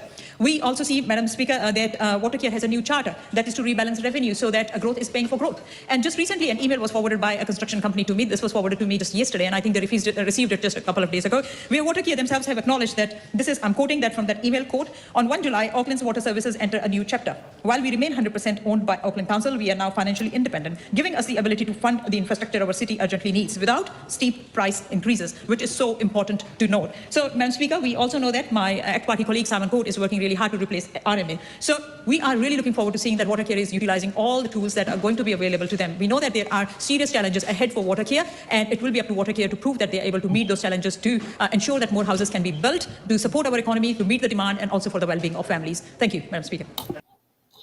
I mean, gathering from what Punjit Palmer has had to sit there and say there, I mean, she'll be one who would sit down there and ridicule someone for not sitting there and taking off it there, for not delivering the results while she's sitting there blocking the car in on the driveway. That sounds like very much like blame, blame, blame, and twist the truth. She didn't listen to a word of what Jenny said, did she? No, exactly. You know, at least Jenny actually, you know, like, has a head on there. Punjip is just talking points. Talking point this, talking point that, got to sit there and do that. Like, I mean, I don't know. Like, what was it? Jubilee. What was the show that Maddie Hassan was on? I wonder how Punjip Palmer would sit there and go around there with, what do you call it, 5 party Māori supporters, 5 Greens and 10 Labour. She wouldn't survive. Okay. Look. Okay. Why can't why can't housing be expanded in Auckland? Well, because Watercare has problems with infrastructure. Why has Watercare got problems with infrastructure? It's because they're underfunded, or they've got very limited discharge points as well. Yep. And you know, she's like, "Oh, look at all this wonderful land." Well, I don't know. I mean, I'm not gonna say something that could come across as racist. I'm not gonna say that. But I look. I know she's from India, okay, and I know they don't exactly have the best infrastructure over in India when it comes to plumbing. I'll just put it that way. But, you know, houses need water. Houses need good sewage. Plumbing. Houses got to make sure that you don't have choke points to get the sewage to the treatment plant. I mean, for crying out loud, we've got sewage, wastewater going into rivers, impacting the oyster sector and the aquaculture sector. Yes, and Warkworth. Yes. We just spoke about that with Marco, and it's just like, It's like, lady, look, and I shout out to all the Indian people. I gotcha. I want you guys to have awesome infrastructure, but this is the one lady I don't want in charge of our infrastructure. Oh, I mean, yeah, find an issue to be vocal about. Yeah, it's like, I'm sorry, no, in New Zealand and in India, by the way, you've got to have good plumbing, otherwise you're going to have problems with pollution, and that's seriously going to impact your economy. Yeah. Okay, let's get to mother of triplets, Marina Meno Kapakingi. Maria Mino Kapakingi. Tēnā tātou te whare. So I want to share some information regarding Te Taitokoro, that's Northland. So in terms of the electorate, you should know it stems from Te Hapua. If you've ever been to the very far north, you must go. If you haven't, yes, good on you, Grant. You must go because it's a pretty place. But what it is a paradise, isn't it? It's a paradise in poverty. And I know. And of course, the look north, kaupapa last night, I get it, of course. But what it demonstrated last night, Mr. McCullum and others, is that it really showed the haves and the have-nots. It was a wonderful big display. It was fantastic. Some blinking good people, relations of Grant and I. But what it showed last night in the banquet hall, great idea and wonderful thinking and so on. But the disconnect between look north, what I saw in banquet hall, to the actual north of where I know and live at times, you couldn't be more... it's just so vastly different. It is the haves and it is the have-nots. It is the privileged and it is the poverty-stricken. And it is the poverty in paradise. So poverty in paradise, so that's a point. And this is Te Taitokoro. So, and here we go. More mokopuna made homeless in Te Taitokoro. And you heard my comments earlier on today at question time. So I want to mihi to, and for that result, to the Honourable Tamapōtaka, Chris Bishop and Louise Upston. Now, each of those ministers holds responsibility. On one side, housing, and on the other, employment. These two pillars are critical in determining whether our mokopuna are raised in homes or in the backseat of a car. I know, Grant McCullum and I, we know this reality, so we've probably got to do more, Grant, just saying. Now, these ministers must answer to all whānau and mokopuna who have been made homeless in the wake of regressive changes to the emergency housing eligibility, especially in Te Taitokoro. We've seen it every day. More recently, in Kaitaia, driving through Pack and Save, see a car parked up, see a wahine in her car, and she's all of her clothes are jammed in the back of the back seats, and she's trying to feed her baby. And I go up and we have a conversation. I go, babe, this ain't good. This ain't good for you. This ain't good for this baby. So we're gonna let's go. And so I have a reputation for just if I see it, I do something about it. I wish that we could all do that, and not only singularly, but particularly for government. I really want you to consider just that single story, because I'm hearing other stories, and they have a very, very familiar and similar vibe when it comes to homelessness, when it comes to people that are not living in poverty because they want to, but because of circumstances which are imposed on them, cause them, and so oppressive that that's where their lot is. Since these ministers insist on defending these damaging policies, Madam Speaker, I challenge them to come to Te Taitokoro. So I want Tama to come, and I want Chris to come, and I want Louise to come. Sorry, Tamapōtaka, Chris Bishop and Louise Upston. And Grant and I will take them to those places. Grant McCullum and I will take them to those stories, not just to the bright and shiny bits, right? Not just to all the paradise, but to the poverty. And then they will know absolutely and surely that Te Taitokoro homeless numbers, for instance, let me share those numbers with you. So 525 homeless in the far north. Now the next biggest number to that is 747 in Tāmaki in Auckland. Why would a tiny place like Kaitaia, Whangaroa, Ahipara, those numbers nearly reach the same numbers in our biggest city in the country? That is utter nuts. And what that tells our people is we just don't matter. We just don't matter, not in quite the same way. It might matter if you could turn up to the hui last night in Banquet Hall. Then it might matter. Then it might reflect. But if you don't see it, and you don't see it enough, it just doesn't matter. And so these are the real stories that are going on, whether I'm in Tatatu North, whether I'm in North Birkenhead, whether I'm in Mahurangi, right? Whether I then go up to Ahipara, Hokianga, Tākau Bay, Te Kaua, Te Hapura. These pockets of poverty, impoverishment, dislocation, deculturation exist deeply and unfortunately, horribly in Te Taitokoro. And I want to say greater things about Taitokoro, except unfortunately they're not quite great enough, Madam Speaker. So please, Grant McCullum and all the others that you want to look north, come. Haere mai ki Taitokoro, kia ora tātou. Ryan Hamilton. It's quite funny that she goes, Grant and I, and I think that is really good that she's trying to drag Grant into everything, because I don't think Grant would want to be seen with Marina Meno in Te Taitokoro. No. Maria Meno would probably have to act as his bodyguard. Yeah, exactly. You can't do what... I know you're annoying, but you can't do that to my esteemed colleague in Parliament. What do you think? Let's use that example that Maria Meno brought up with the lady that she met, right? What do you think Grant would say to that lady? What do you think Louise Upston would say? I got an idea what Louise would say. She'd say, "Go get a job." Yeah, and Grant would say you did it. You put yourself into that situation. Take personal responsibility. Or he would say, "Come work at my dairy dairy farm for free," or something. I don't know. No. I don't think Grant would go that far. No, okay. He's not. He couldn't even offer free labor. Okay. I mean, I can't even picture him offering like a hot soup or anything. Like, he just comes across like Grant McCullen. From what we've seen from the speeches, comes like he's very in an idealistic world. He's not someone who, like, okay. I think I know out of his bubble. I think I know what he'd say. He'd say, "Don't worry, the free market will fix it," and then he'd walk off. Yeah, okay, yeah, that's a good one. Yeah. But yeah, to go back to what Miriam Meno was saying, look, I know Kaitaia and Whangarei are two different places. I get it, but they're both in Northland. Whangarei's homeless situation is getting out of hand, right? The council, and I've got this report open, the same one that Tama was sitting on for who God knows how long. But, Whangarei has seen an increase in the number of public reports relating to homelessness from 680 in 2023 to 1,066 in 2024. And at the current rate, they're forecast to reach 1,200. So it's a problem. That is pretty concerning. Yeah. And it's like, and then you've got constraints around Auckland. It's like, just build more houses. We've got land. No, you can't just build more houses. You've got to build all the accompanying infrastructure to go with the house. Yeah, exactly. You're so right. Yeah, and it's something that just does not seem to line up with people. And then they cut funding to Kāinga Order that probably would have helped that lady living in her car with her baby. Yep. So it's just like, I can't. I can't. I've run out of cards. I don't blame you. Okay, next up, Ryan Hamilton from Hamilton East.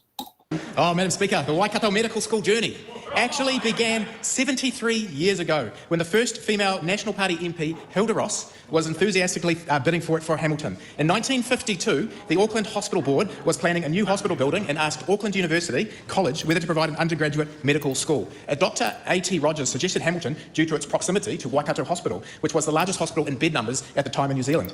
Mrs. Hilda Ross, MP for Hamilton, later Dame, was enthusiastic. Support grew, but the idea was eventually turned down because Hamilton didn't have a university. So in an ironic twist of fate, Madam Speaker, what was the genesis of an idea for a medical school actually became the genesis of an idea for a university. And here we are, full circle. And I'd also just have to say, just over 2 years ago, before our campaign proper started, I was on holiday with my wife, and I heard that our leader, now the Prime Minister, was going to announce that National Party was going to rebid for the medical school in Waikato. And I cut my holiday short, Madam Speaker, because I wanted to be there.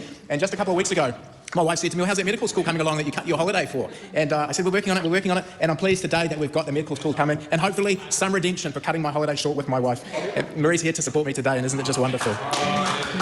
I know the opposition have been jibing for a while. What's been happening with that medical school? Well, I've got good news. It's coming. In my maiden speech just a little over 18 months ago, I said, imagine if we can. How's New Zealand's long overdue and first graduate degree medical school? Well, good news. It's coming. Championed by David Bennett and Tim McIntyre even back in 2016, and they took it to the campaign in 2017. Scott Simpson was part of that team and that enthusiasm, but the Labour Greens coalition did not support it. But through resilience, it has lived. Through the advocacy of the Honourable Shane Ritty and the drive of Vice-Chancellor Neil Quigley, the idea, the dream, the vision has survived. I'd also like to give a special shout out to Professor Joe Lane, Pro-Vice-Chancellor of Health at the University, for his advocacy and resilience in seeing this through. Myself, Tama Pūtaka, and all our Waikato and neighbouring MPs are delighted with the result, and of course all our rural MPs because of the benefit.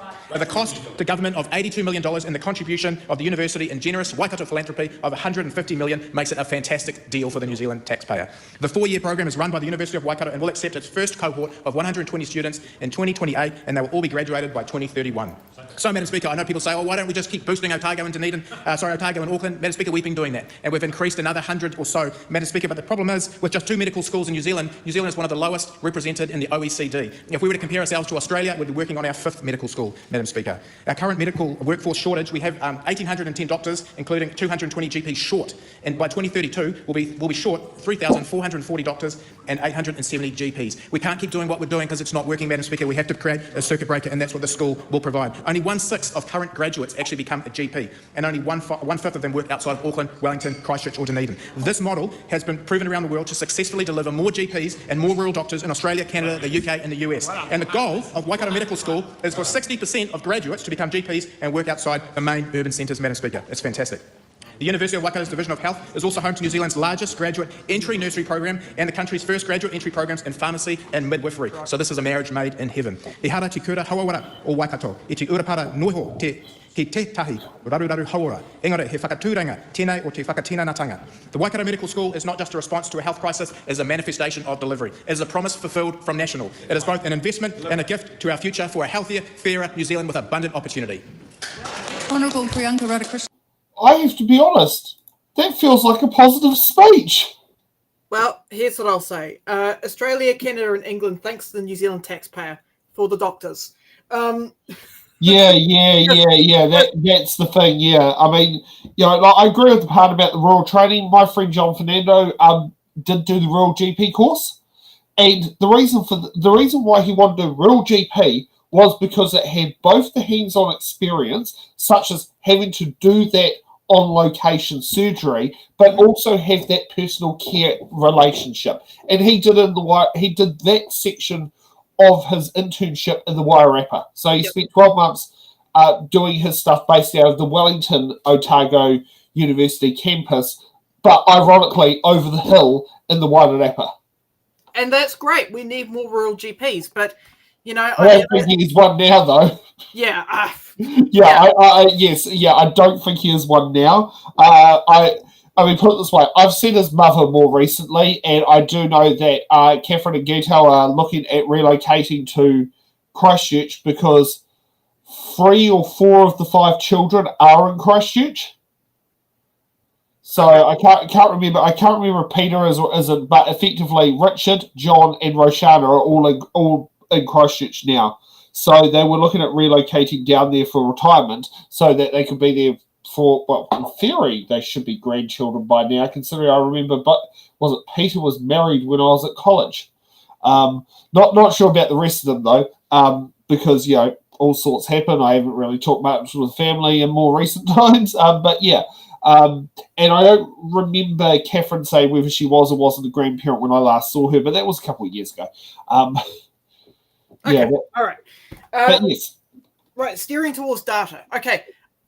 I noticed that he made a claim about the OECD data, right? He's saying that, New Zealand, we haven't got, OECD data. We've got one of the lowest numbers of medical graduates per head of population. We haven't got enough schools. So that data is from 2014 that he's citing there.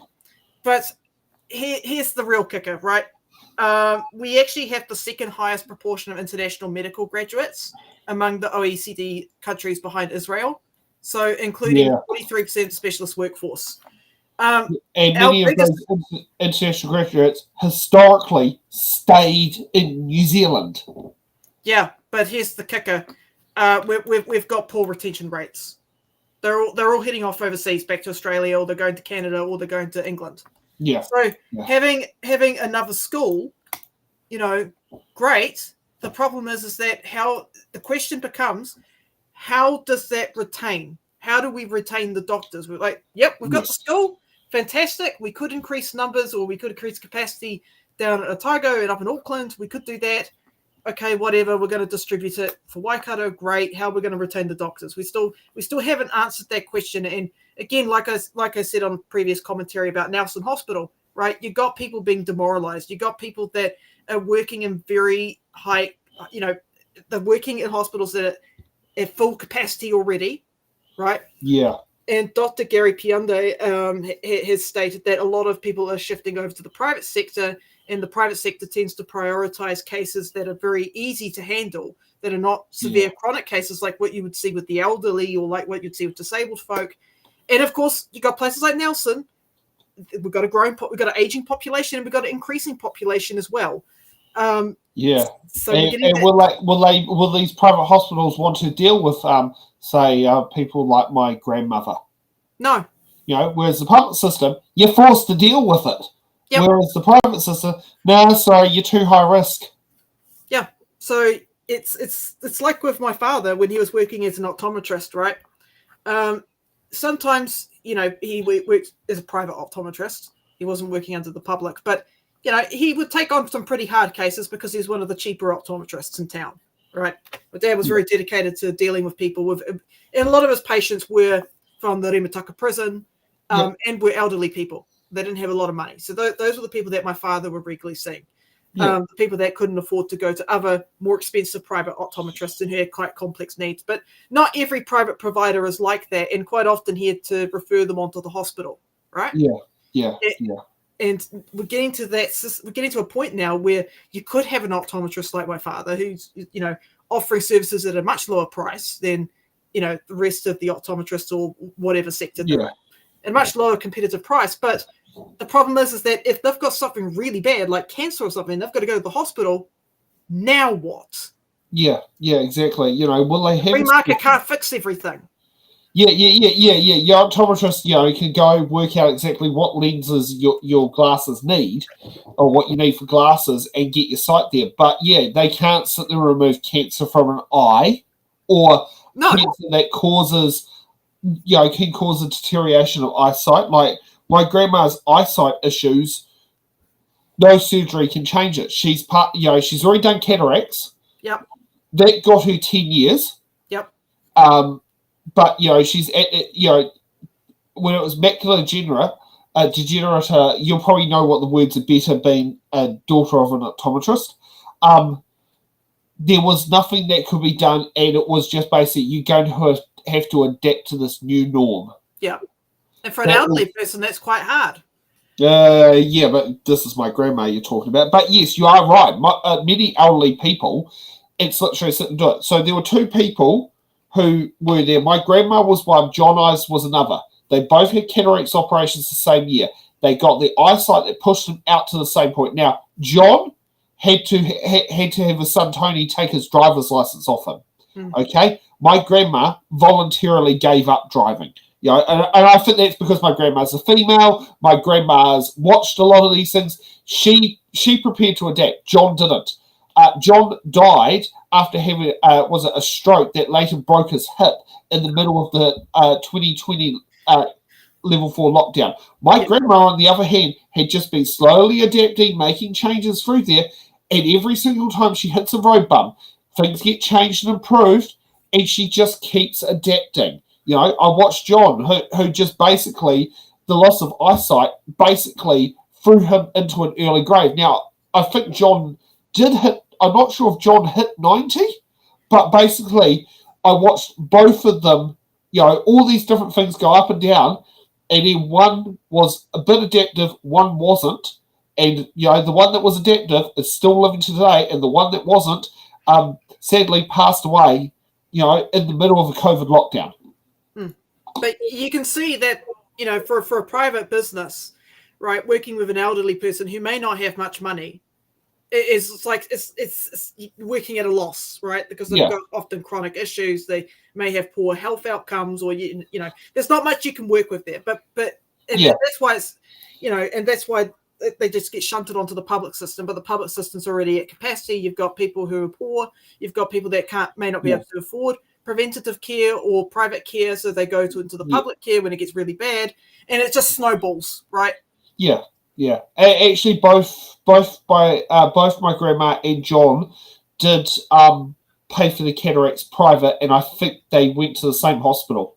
Cataracts is not too hard of an operation. You've got to wait for it to reach a certain point, and for both of them, it was in their 80s, or John might have just been on the turn point. Grandma might have just been over. John might have just been under, but it was the same year it happened. And it was the tip, but you've got to wait for cataracts to reach a certain point, and that was the tipping point. And for both of them, it just basically sat there and did it. And I mean, for my grandma, it meant that she could do grandparent job, grandparent role great. For John, he basically, I think that added an extra 10 years to his life. Because he had a very adventurous 10 years in his 80s, and he was buying these big ass trains that would be that big, and had a G gauge railway built in his backyard. But the thing about cataracts, though, is that they're relatively, they're not too expensive to treat. But let's say you get something a lot more complex, and you're an elderly person, you're going to be shunted off to the public sector. Yeah, true. And I do know the public sector doesn't tend to want to do doesn't want to sit down there. Not the public. The public sector has rules, because I know it's something like it's very difficult to get both eyes done on the public sector. I do know that, because you have to do one eye and then you have to do the other. You can't do them both at once. Yep. Yeah. Yeah, it's interesting. We ended up talking about cataracts. Yeah, but that was one of the things that Dr. Gary was saying as well. It's like they'll treat stuff like that. It's like, okay, we can do that. That's pretty quick. Yeah, and it's interesting, Yeah, and it's interesting, just like the different things about cataracts. Yeah. Let's get on to Priyanka Ranikrishna. Yep. Madam Speaker, back in 2016, I met a young woman. We'll call her Lisa. I met her at a local school in the Maungakiekia electorate. Lisa had spent some time in Australia, had come back to New Zealand with her young family so that her children could grow up here. She told me she had moved temporarily in with her parents while they looked to buy their own home. When I met her, she'd been staying with her parents for 3 years. There was about 15 of them in a 3-bedroom home. She was a teacher aide, and it was her last week at school because her pay no longer afforded her the money that she needed to buy a home. Madam Speaker, I'm proud that soon after that Labour got into government, we increased the pay for teacher aides. We knew at the time in 2017 that the previous national government had left us with 1,500 fewer public homes than when they took office. In government, we delivered over 13,000 public homes, Madam Speaker, the most of any government since the 1950s. Close to 10,000 of those were new builds, and that's important because we introduced a target of 15% of new builds by Kāinga Ora that would be accessible homes. We then in 23 raised that target to 25%. We also delivered over 4,000 transitional homes. But sadly, Madam Speaker, we're going backwards. The Homelessness Insights report released yesterday gives us the evidence that backs up what so many of us have seen on the ground and have heard from social service providers that we have visited, that we're back in a housing crisis. Auckland City has seen a rise of 90% of people sleeping on the streets in just 8 months. Auckland Council's latest quarterly update shows that at the end of May 25, the 6 providers with outreach capacity have been working with 809 unsheltered clients who are sleeping in cars, streets and local parks, up from 653 in Jan and 426 in September last year. That's a 53% increase in a 4-month period, Madam Speaker. Now, as of December last year, 396 people, close to 400 people, were on the housing register just in the Maungakiekia Tāmaki local board. But what are we seeing? We're seeing this government scrapping housing bills, Kāinga Ora bills, in this electorate or in this local board area. In responses to my written parliamentary questions, Madam Speaker, Minister Bishop confirmed that 11 housing projects have been scrapped in this local board area. That's hundreds of houses. I'm trying to work out exactly how many houses have been scrapped, but so far, here's what I've found. In Orihonga and Mount Wellington alone, almost 500 homes have been scrapped. The Oranga development, 400 state houses that we had decided to demolish because they were old, but we were replacing them with 1,100 homes, of which 440 would be state houses. To date, only 370 built. Of those, 233 are social homes. Some of the projects that have been that are on the list to be scrapped, I'm pretty sure are part of this development as well. But I will be getting those details, Madam Speaker, because this is a government that is abdicating their responsibility to ensure that people have access to affordable, quality homes. And at the same time, food insecurity is increasing. I've been visiting providers in the electorate. Vinnie's in Onehunga tells me that some years back, on average, they gave out 200 food parcels a month. Now, the peak is 1,200 a month, and on average, it's 500. And they're forecasting this figure to rise. I visited the New Zealand Food Network, that is also in the Maungakiekia electorate. 30% of their monthly recipients are new, have never asked for a food parcel before, and it's a challenge that is now consistent. Often they're employed from dual-income households, and they can't afford food, Madam Speaker. 93% of them cited the rising cost of living as the main reason for this, followed by low household or individual income due to low-paying jobs and unemployment. Madam Speaker, we can point to all of these metrics increasing as a direct result of the choices made by this government. And the fact that people lack housing affects all of us. First and foremost, those who are sleeping in cars in tents in our local parks. But ultimately, is this the kind of society we want? Or one that we want to go back to, where children are learning by lamplight in cars? It's not the society that I want, Madam Speaker. Grant McCullum. It's so frustrating. It's so frustrating because it feels like Tama's speech based on Auckland or based on Maungakiekia. Because this is a pattern that we're seeing all across New Zealand. Like again, Auckland was one of the territorial authorities with one of the highest amounts of homelessness. Homelessness has increased in Auckland, and then you've got Simeon Brown out here saying, ratepayers expect councils to focus on the basics, like picking up rubbish and fixing water infrastructure and filling in potholes. Well, one of the basics is dealing with homelessness. Yeah, where are the homes? Basic. That's not a nice to it's not a nice to have to sit down there and have services to help homeless people. I mean, shit. Do people expect the homeless to live in second-hand Corollas or something? I don't know. I don't know. God, would the second-hand Corollas even have warrants? Or Regos? God, I don't know. I don't know. But, hey, this is why your rates are going up, folks, because the council has to take this on now, because you got central government saying, no, we're going to cut Kāinga order. No, we're going to sell off all these homes. And then local government's going to be like, well, shit, we've got homeless people now. What are we going to do with all of them? Oh, crap. We need social housing. We better put the rates up. We also need to pay for the plumbing that goes to the houses. We better put the rates up because we don't want sewage in the water. Yeah. We don't want to be fined by the regional council for that. Yes. So, okay. So for all the people that go cap the rates, okay, here's what you got to do, right? If you're one of those cap the rates people, you've got to say to central government, stop giving tax cuts to landlords and corporations. Because you can't have it both ways unless you want to drink the poop water. Yeah, exactly. I mean, also, like, the other thing is, like, with rates caps, what do you want your rates cap to be based on? The price increase of vegan butter or the actual price increase of steel, rebar, and concrete? Because I certainly can tell you right now, if you have it based on the price of vegan butter increase in the last 12 months, you wouldn't even be able to lift the rates up at the rate of inflation. Yeah. It's like, look, you're still being taxed by the central governments, right? Yeah. You've got all these people that are working bloody hard, and what are they getting in return? Yeah. They're not getting a social safety net. They're giving corporations and landlords and all these other rich folks in society all these lovely tax cuts, and you're not getting anything. Where's the trickle down? The trickle down glass is just getting fatter and fatter and fatter. The trickle down is in reverse. It's trickling up. Yeah. They turned on the gravity that pulls the water up. It's going to the likes of Panshi Palmer. She owns like 12 properties or something up in Auckland. Oh God! Okay, she's definitely. She owns more properties in Luxon. Oh God! Oh heck! Okay, the things you learn every day. Yep. Okay, let's get to Dodgy Grant from Northland. Here we go. It is time to look north. It is time to unleash the potential of Northland. It's time to build the roads so the Brindlewood becomes part of the accelerator and not the economic handbrake it currently is. It is time for Northland to show it is miles above the rest. The NZIER report, released yesterday, commissioned by the Northland Corporate Group, is more than a document.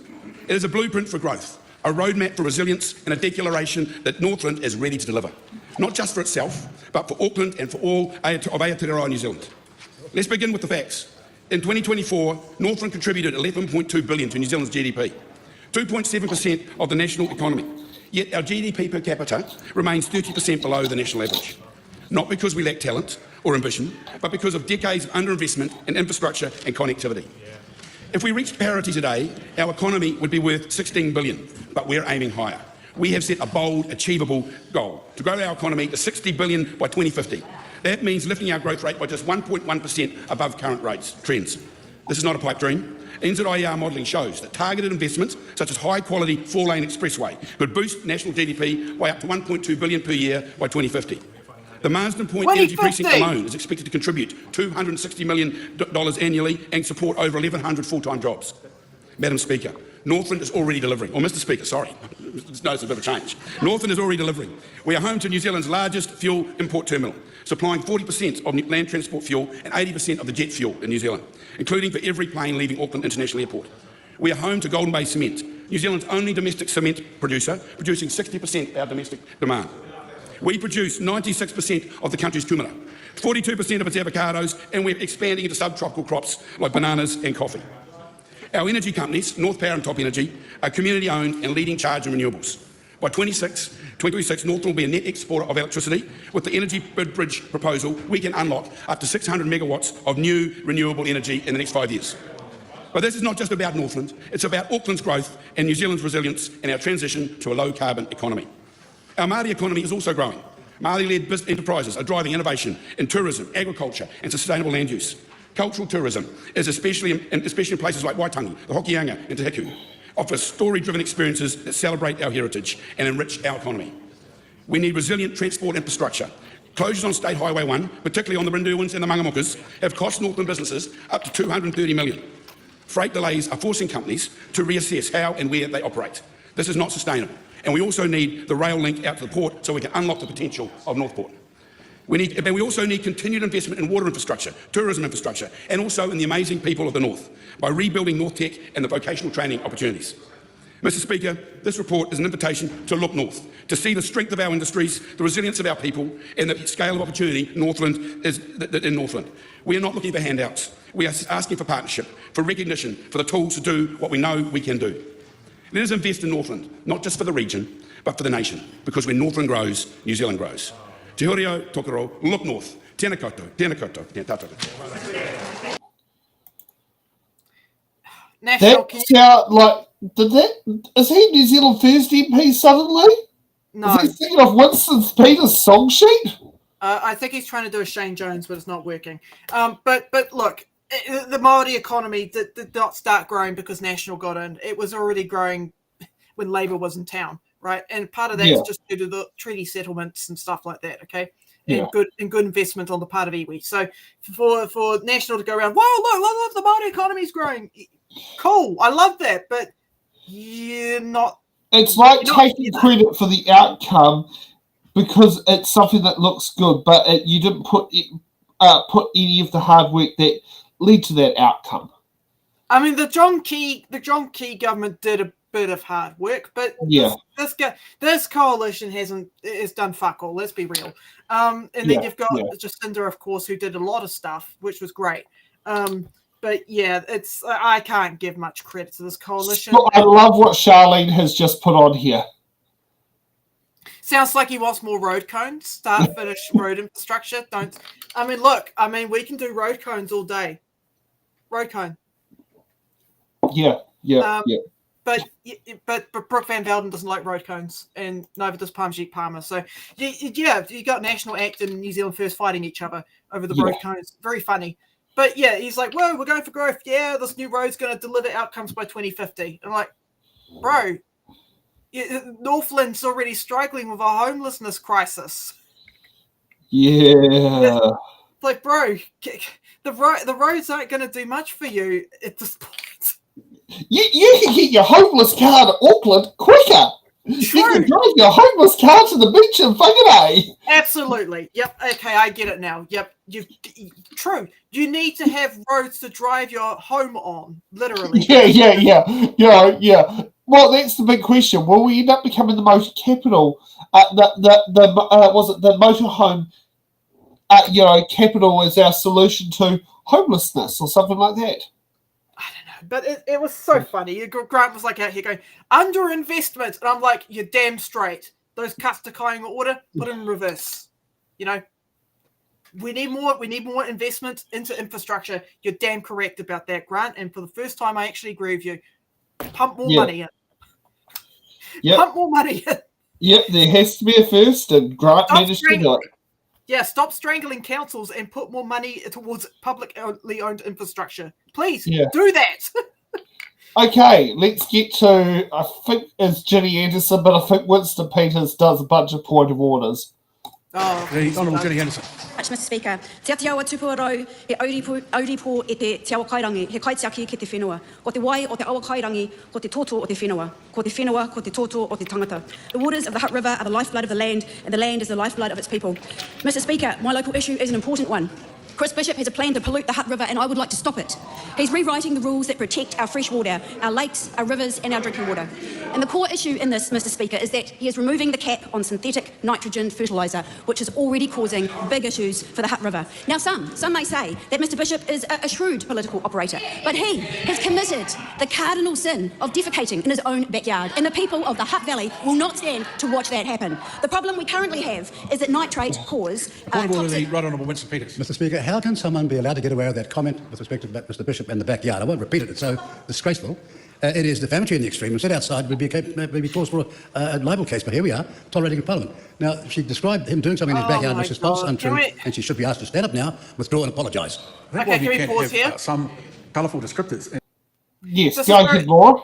This is very funny coming from the man who told Chris Hipkins to go eat a hot dog, like making gay innuendo jokes in the house and telling Mexicans to go home and telling, it's like, come on, bro. Yeah, come on. Ginny can say, she saw Chris Bishop take a dump in his backyard. Who cares? You know, you've set the bar, right, of what's acceptable in the house, and Jerry didn't fucking, you know, discipline your ass for doing that. So Ginny should be able to say defecate, right? Or shit, or taking a dump. Who knows? The bar is on the floor, right? Yeah. Who cares? Doesn't take much to step over it. Yeah, exactly. Okay, let's get back to the point of order. Inside parliamentary commentary, I did myself take a double take at the way in which the member presented that particular idea. And I think the right Honourable Winston Peters makes a good point. I'd also point out that this House is somewhat preoccupied with the whole concept of cyberbullying and the pressure that comes on MPs from outside the House. We should not exacerbate that by comments that are made inside the House. And I think on balance I would ask the member to withdraw and apologise for that remark. I withdraw and apologise, Mr Speaker. I would say he would be soiling his backyard. Is that acceptable? No, not particularly. No, okay, just not. No, sorry. Polluting. You're trifling with the chair, and I'm inclined to terminate the speech. I think you should apologise for that particular reference as well. I withdraw and apologise. I refer to polluting the backyard. The problem we have currently is that nitrates cause toxic algae bloom in the Hutt River. So when summer comes, when the water level drops and the heat increases, algae blooms and nitrates increase that growth. What already happens in the Hutt River is that we can't swim at times in summer. And the other problem is that dogs die. We have a number of dogs that die each summer because of the high levels of toxic algae in our river. By increasing that cap of nitrates, I wonder whether Mr Bishop will walk his dog along the banks of the Hutt River in summer. Maybe he will stick to the Petone Beach once his regulations pass. Now, Riverlink. Riverlink is a project that was, it's great that it's going ahead, funded fully by Labor, and I'm pleased it hasn't been undone like other construction projects under this government. Mr Bishop just yesterday spoke about this project and how important it is for the Hutt Valley. It's a new interchange, it's a flood protection, but also it turns our city to face the river. That's the most important part. The Hutt City Council will talk about how it turns to face the river. Now, I ask you, Mr Speaker, what is the point of our city turning to face the river if it's full of slime? And that is what is happening. We already have record levels of toxicity within that river, and by increasing the nitrate cap, by lifting that, it's going to make it even worse. And the sad point is, Mr Speaker, that there is no evidence that that nitrate cap was a problem. No evidence. What we've seen is an increase in water quality and improvements have been made. So what I ask all those people who are in the Hutt Valley, who have Mr Bishop as their local MP, you have until the 27th of July to submit and say that you do not want these regulations to be implemented, that they will be detrimental to our natural environment and they will make the Hutt River a non-swimmable river, and that is not acceptable. We do not want corporate interests put over top of our natural environment. 2/3 of New Zealand rivers are too polluted to swim in, and drinking water is becoming increasingly contaminated with nitrate. Labor had a goal of swimmable rivers within our generation so that our children and our grandchildren don't get sick from taking a swim in the Hutt River. This government is undoing all the work we did to ensure rivers were clean enough to swim in, and they are actively stopping councils from implementing the protections that would clean up our rivers. Despite this, this government is going to scrap hard-won bottom lines, safety nets, which were actually introduced by National back in 2014 to protect our ecosystem and to protect our health. These bottom lines were developed over years with scientific backing. Mr Speaker, this is an important issue, a local issue, that impacts the Hutt Valley and its people. We want our swimmable river back, we want to restore it. All of those wetlands that have been put in will make the water quality better, but this will be undone when Mr Bishop rewrites the freshwater regulations and makes nitrates more able to be dumped into the river, making our river toxic, causing dogs to die and preventing our children from being able to swim in it. Now, I remember you sat there and said to me that Ginny Anderson's speech is the one to watch. Yes! Yeah, Ginny, I believe you when you say you saw Chris Bishop taking a dump in his backyard into the Hutt River. I believe you, and I also believe that that dump kills dogs. Yeah. It's when I watched that live, I was howling with laughter. That was that was very funny. It's like there's toxic slime and algae in the river because Chris Bishop took a dump in his backyard. Yeah, exactly. Yeah. It's like, God damn, Ginny. Yeah, well, you know, politicians need to do it. She's at least trying to show that she has a bit of a mojo, you know. And also, for like Charlene there, Chris Bishop is a dog lover. Was it Lady Hawk, isn't it, the name of Chris Bishop's dog? Blake would be able to tell me, but I'm not sure Blake's watching the show at the moment. Oh, God. Okay. Yeah. Sorry, I'm just laughing about those dumps. That was very good. Yeah, well, we haven't. I think we're not going to have time to start stalking legislation. So I have had this sent through to me. since the show's gone live. So let's take a watch of where I was earlier today. Yes. And I'm going to turn off the mute so we can actually hear. Police presence on through these new river. Police presence? Yeah. Will there still be? Yeah. Will there still be like Aquatic an police. aqua police force? An aqua police force. I think that's cool. I think that's brilliant. Just the one catches that they're not allowed on land. There's nothing in there. This isn't an amphibious police force. They're on like little Strictly aquatic. Little bits of driftwood, but there's a fan tail like a rudder like pushing the back of the. Yeah, it will revolutionize the Porirua Police College. Under the Silly Hat Party, all police, this is part of our optimism plan, all police will come under the general umbrella of the fun police. Everyone is having fun at all times. Hey, Minister of Fun Police. What are your views on some of the other candidates for the local elections, and how do you intend to kind of deal with them in debates and that sort of thing? I think just talk as loudly as possible in all of the debates, and that'll drown them out. And I think that'll work. That's my plan. Yeah, that's a good strategy. I like that. God. Yeah, I remember my campaign manager was talking to the reporter. And what did he say? He said, let me see. It was quite flattering. I think he said that Pennywise was just one of many clowns in the current Wellington Mayoral race. I couldn't properly hear him because of the dude laughing on the other line. I think the biggest thing, and it's a really, really bad analogy, but no, we won't joke about that. But we don't need to deal with those other candidates. They're doing a very good job of dealing with themselves, to be perfectly honest. So I think the strategy for this particular clown, going to spend a bit more time hiding the pipes and just let them deal with themselves. And when the ridiculous SHIT storm is over, the mudslinging and all sorts of stuff, then pop out and present our comprehensive rewilding package to deal with the social, economic and environmental challenges the city is facing. How do you think Wellington can, what does successful Wellington look like to you? I think successful Wellington, to me, looks like a lazy river down Courtney Place. Yes. Canals on every street corner. Whoa. And fish ponds. There's your milk problem solved. And fish ponds in every burstwater. Free butter for all. With those three things, plus mandatory optimism in City Council, I think that's the ideal Wellington, and I think it will be a lovely, vibrant city, especially when it's enforced by the fun police. Woo! Got played. Woo! A thriving Pornicky. Yes. A thriving Pornicky it's a bit like Wellington in 1839, except without William Woodford wandering around trying to rip people off the land. You just need to walk out your door, and there's a pukeko, you can bonk on the head, and there's your dinner. Nice! That is a thriving Pornicky. Good up. Kia ora, thank you. Will the Silly Hat Party outlaw non-silly hats? Ooh. Can you do that in a council bylaw?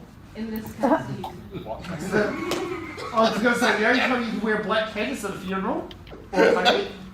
Well, the Silly Hat Party is going to legally enforce no hat, no play. Look, I think ultimately it will be silly not to wear a hat. And so, that's what would be criminalised. So you must wear a hat at all times outside. I think it's only fair. It's very sensible. Sounds good. Absolutely. Have you got an alternative venue for big cricket matches other than Mason? Oh yeah, have you seen our plans for the basic I love it. It was there's actually a food forest for iwi, so I have also been saying we could kind of reconvert it back to being a food farm and plant fruit trees all in the basin. Oh, I can actually I can see that. Yeah, it'd be great. I think what we'd have to say is we're hopefully going to see an expansion of the coastlines, and like a lot of things are going to become beach. So I think maybe we can move to beach cricket. Yes. Really important question. You've got a really important question, Chloe.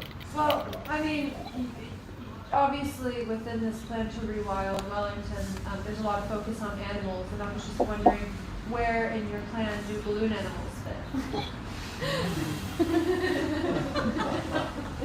Yeah, it's a Yeah, right. We need rights for balloon animals. I think in the future, what we're going to have to do is we're going to have to create a glass house. Yes. And we're going to have a lot of rubber trees. Will these glass houses be 6 stories tall? To meet the district plan guidelines? It depends where you put them, right, buddy? But you've already got a begonia house, why do you need another? Oh, yeah, good idea! Good idea, Warwick! We're going to keep that nice to have glass house for plants, and we're going to fill it full of rubber trees. Then we're going to harvest the leaves, going to boil it down, and make balloon animals. Well, listen, if homeowners don't want to give up their hard surfaces, I think we should just let the rivers come through. And then hard surfaces anyway, whether they like it or not. That is a very valid point. Look, in terms of housing, it is all about personal responsibility, and that's why the Silly Hat Party will send masses of thoughts and prayers to anyone. That'll solve the problem, that's all I can say. Thoughts and prayers. Thoughts and prayers. Bucket loads of them. Okay. Thanks for that, Julian, for having that ready for us tonight. So that has literally basically come off the video editor. Like, I got sent the message in the last half hour. Sam, where is your silly hat? I don't own one. You need to buy a silly hat. I mean, look, I'm wearing 2 silly hats. I am the MP for the Wairarapa for the Silly Hat Party. I am running for general election. Well, you can always run for the Silly Hat Party in the Tauranga local bodies. Absolutely, I would do that in a heartbeat. I'm sorry, I can't nominate you in that area because I'm a resident in Wellington. Nah, but oh boy, Actually, wait a minute. How many people live at your house? I'm pretty sure you can find 2 nominators without even having to walk out the front door. I don't have to walk out through the front door. No, I can just get my mum and dad to sign it off. Yeah, exactly. You know, yeah, it's actually, like, trying to think about it, I've seen the candidates of Tauranga. Yeah, they're actually quite quick off the mark and quite organised for Tauranga District Council with the candidates standing for office. Yes. Yeah, they don't muck around in the Tauranga.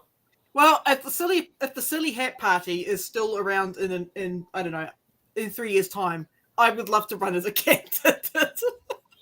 Right, you can run for the Ikitahuna Community Board as a silly hat person. I can, because I have all the hats. Like, I'm pretty sure I've got another hat around here somewhere that I can put on top of this one. Oh, so yes, I think that was a good finish off for a... Oh God, how do we rate the special debate?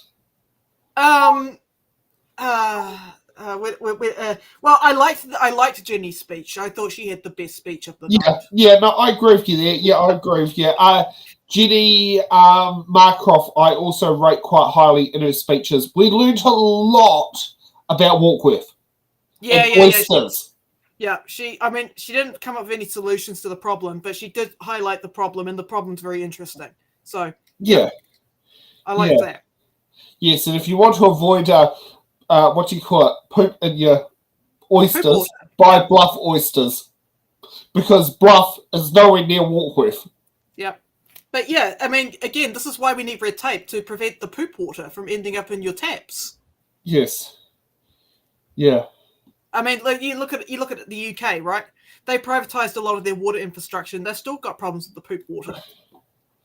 Yeah, so true, so true. Yeah, you're so right about that one. Yeah. So anyone that tells you to privatise water infrastructure, just send them towards the UK and ask them if that's solved anything. Because now things have, they're either the same or they've gotten worse, and they've got to pay for the water now.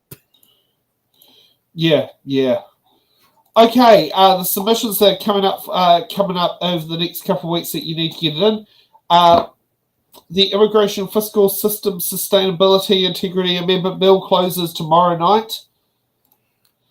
The inquiry into harm of New Zealand's encounter online and the roles closes Wednesday. The Employment Relations Amendment Bill closes, Wednesday the 13th of August.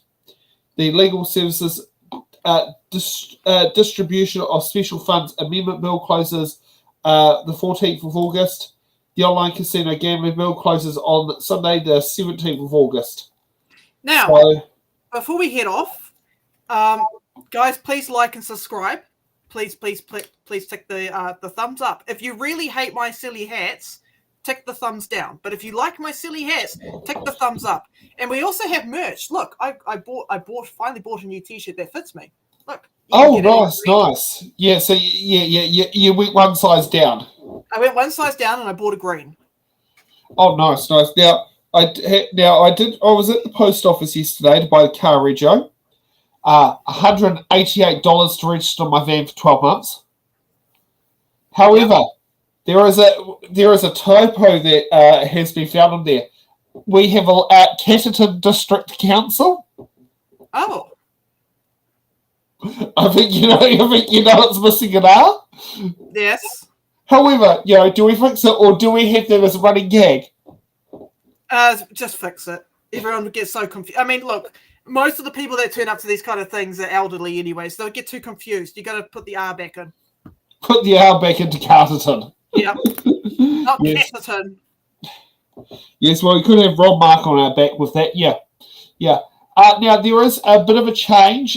So, for those who are wondering how It's in the Ballot is having its shows funded this local body elections, we're not having the best of luck. So, we've changed our Give a Little campaign to 50 grand from 10. So, at this stage, now this could change in the next 2 weeks. Who knows what could happen? But at the moment, our It's in the Ballot shows, with the exception of Manawatu District Council, which is pay for a venue hire, we are going to have to be funded on our viewers, subscribers, that sort of thing. Hopefully our candidates can, get their wallets out and all that sort of thing, and just help chip in to sit there and pay for the venue costs.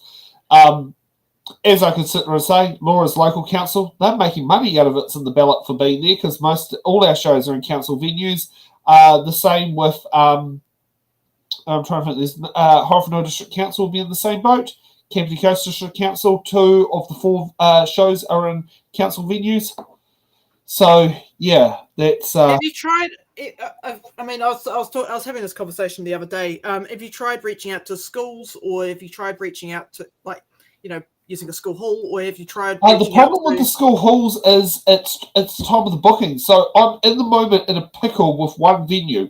So what happened was the person in charge of doing the hall hire has since left the organisation, but she never sent me the paperwork to fill in. That's Murupara. We cannot start setting up until 3:30 p.m. I was going to suggest the other one we could reach out to is Iwi. Ask if there's any marae that we could utilise. Oh, but I mean, I didn't have the best experience with that in 2022 either. We were ghosted by Ngāti Toa. That's long before I have Helmut's phone number on speed dial. Now, I probably wouldn't have that problem now, but I did. That was something that kind of hit an issue last time, because it's not quite a quick process on it.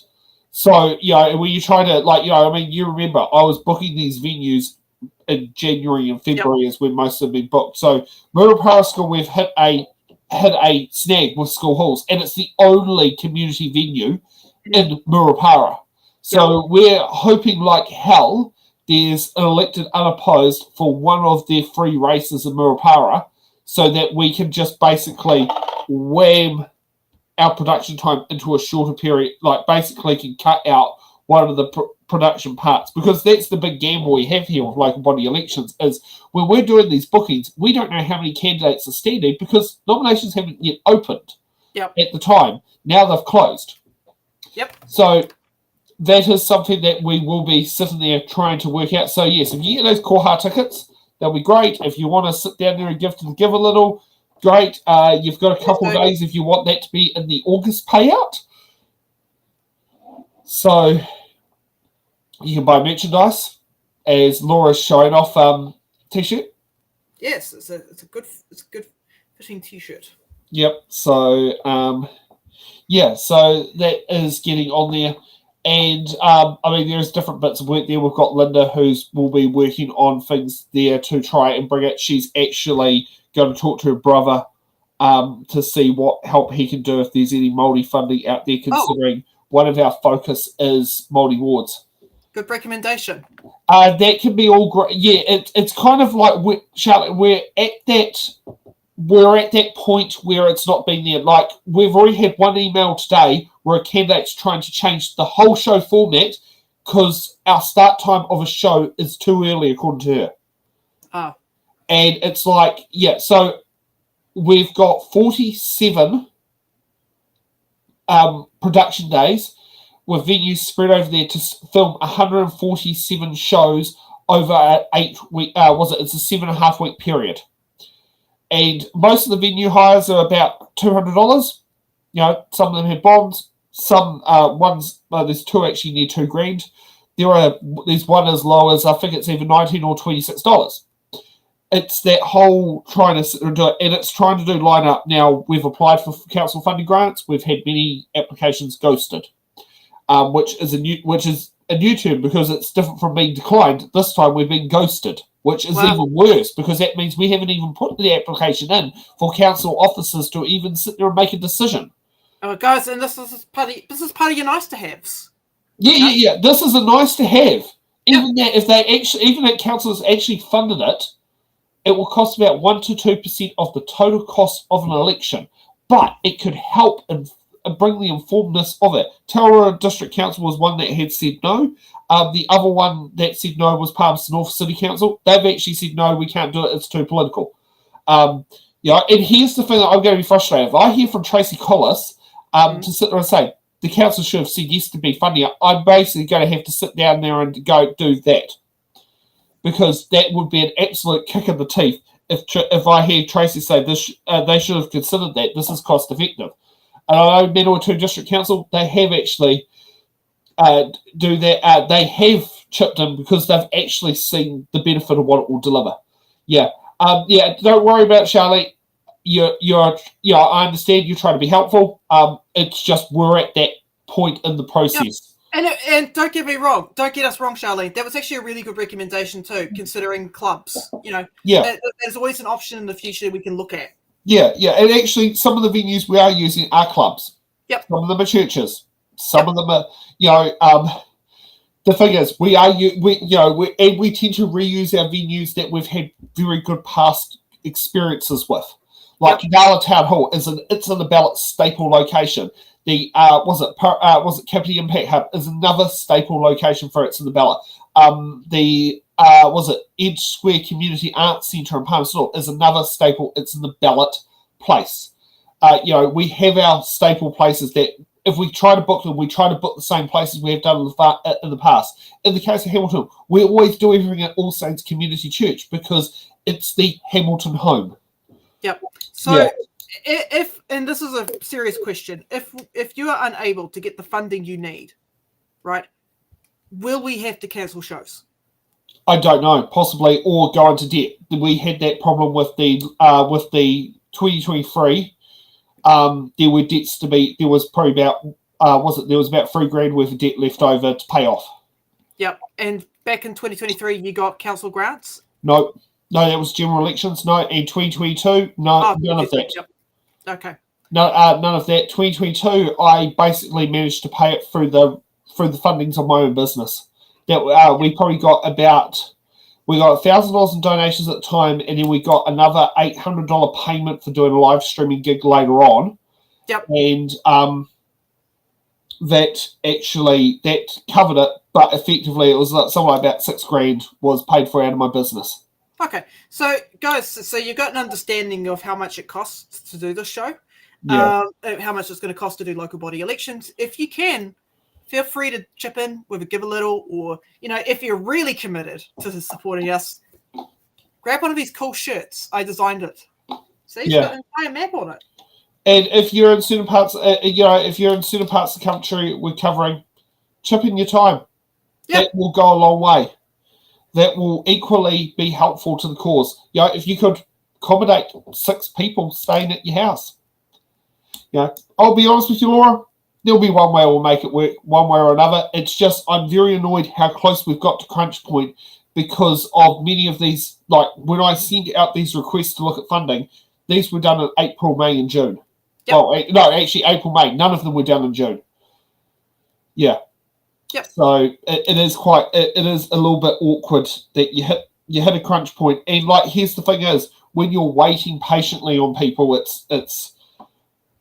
is frustrating. And I've had past issues when trying to sit there and doing it. It is not easy. So, but we get there. We'll get there. As it also sits there and goes. I mean, we're looking at probably having a production meeting at some point. If Jason, if you can sit down there and join into the Discord server, we could sit down there and do it. I'll put. I think I've already donated. Like, how much money have I donated so far? I think I've already donated almost $300.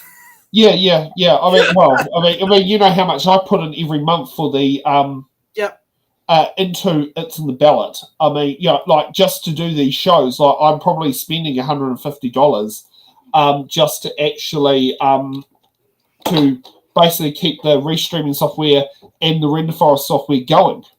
Yep. And I can pay that out of my business's income every month. Yep, and we will get that YouTube partnership. I gotta. Yeah, we just got. It's going to take 2 months, and I was really kicking myself when it was rejected. Yeah, I mean, I can go over with the Python software. I just got to find some time to sit down and actually just actually just go through using an algorithm to find out which videos are going to get caught up. Exactly. The monetization system. Like, there's all these bits that I can get from GitHub and stuff like that, and figure this out. Exactly. Yeah. And anyone else who wants to join our Discord server that's seen in the chat in there, and at some point only get Shaz to join in because we'll sit there and see if we can get a conference call happening next Monday to nut out everything. God, it's like 2 weeks away until we have the mayoral debate for Wellington City Council. God, that's scary. That's going to be, and I hope a lot of people will turn up, and I hope a lot of people will donate, because that's going to be a pretty big one. I imagine that a lot of people want to see that and have eyes on it, considering recent events. Yes, well, exactly. And I mean, I think we're heading in the direction of having 12 people who are going to be mayoral candidates for Wellington City Council, considering at the moment,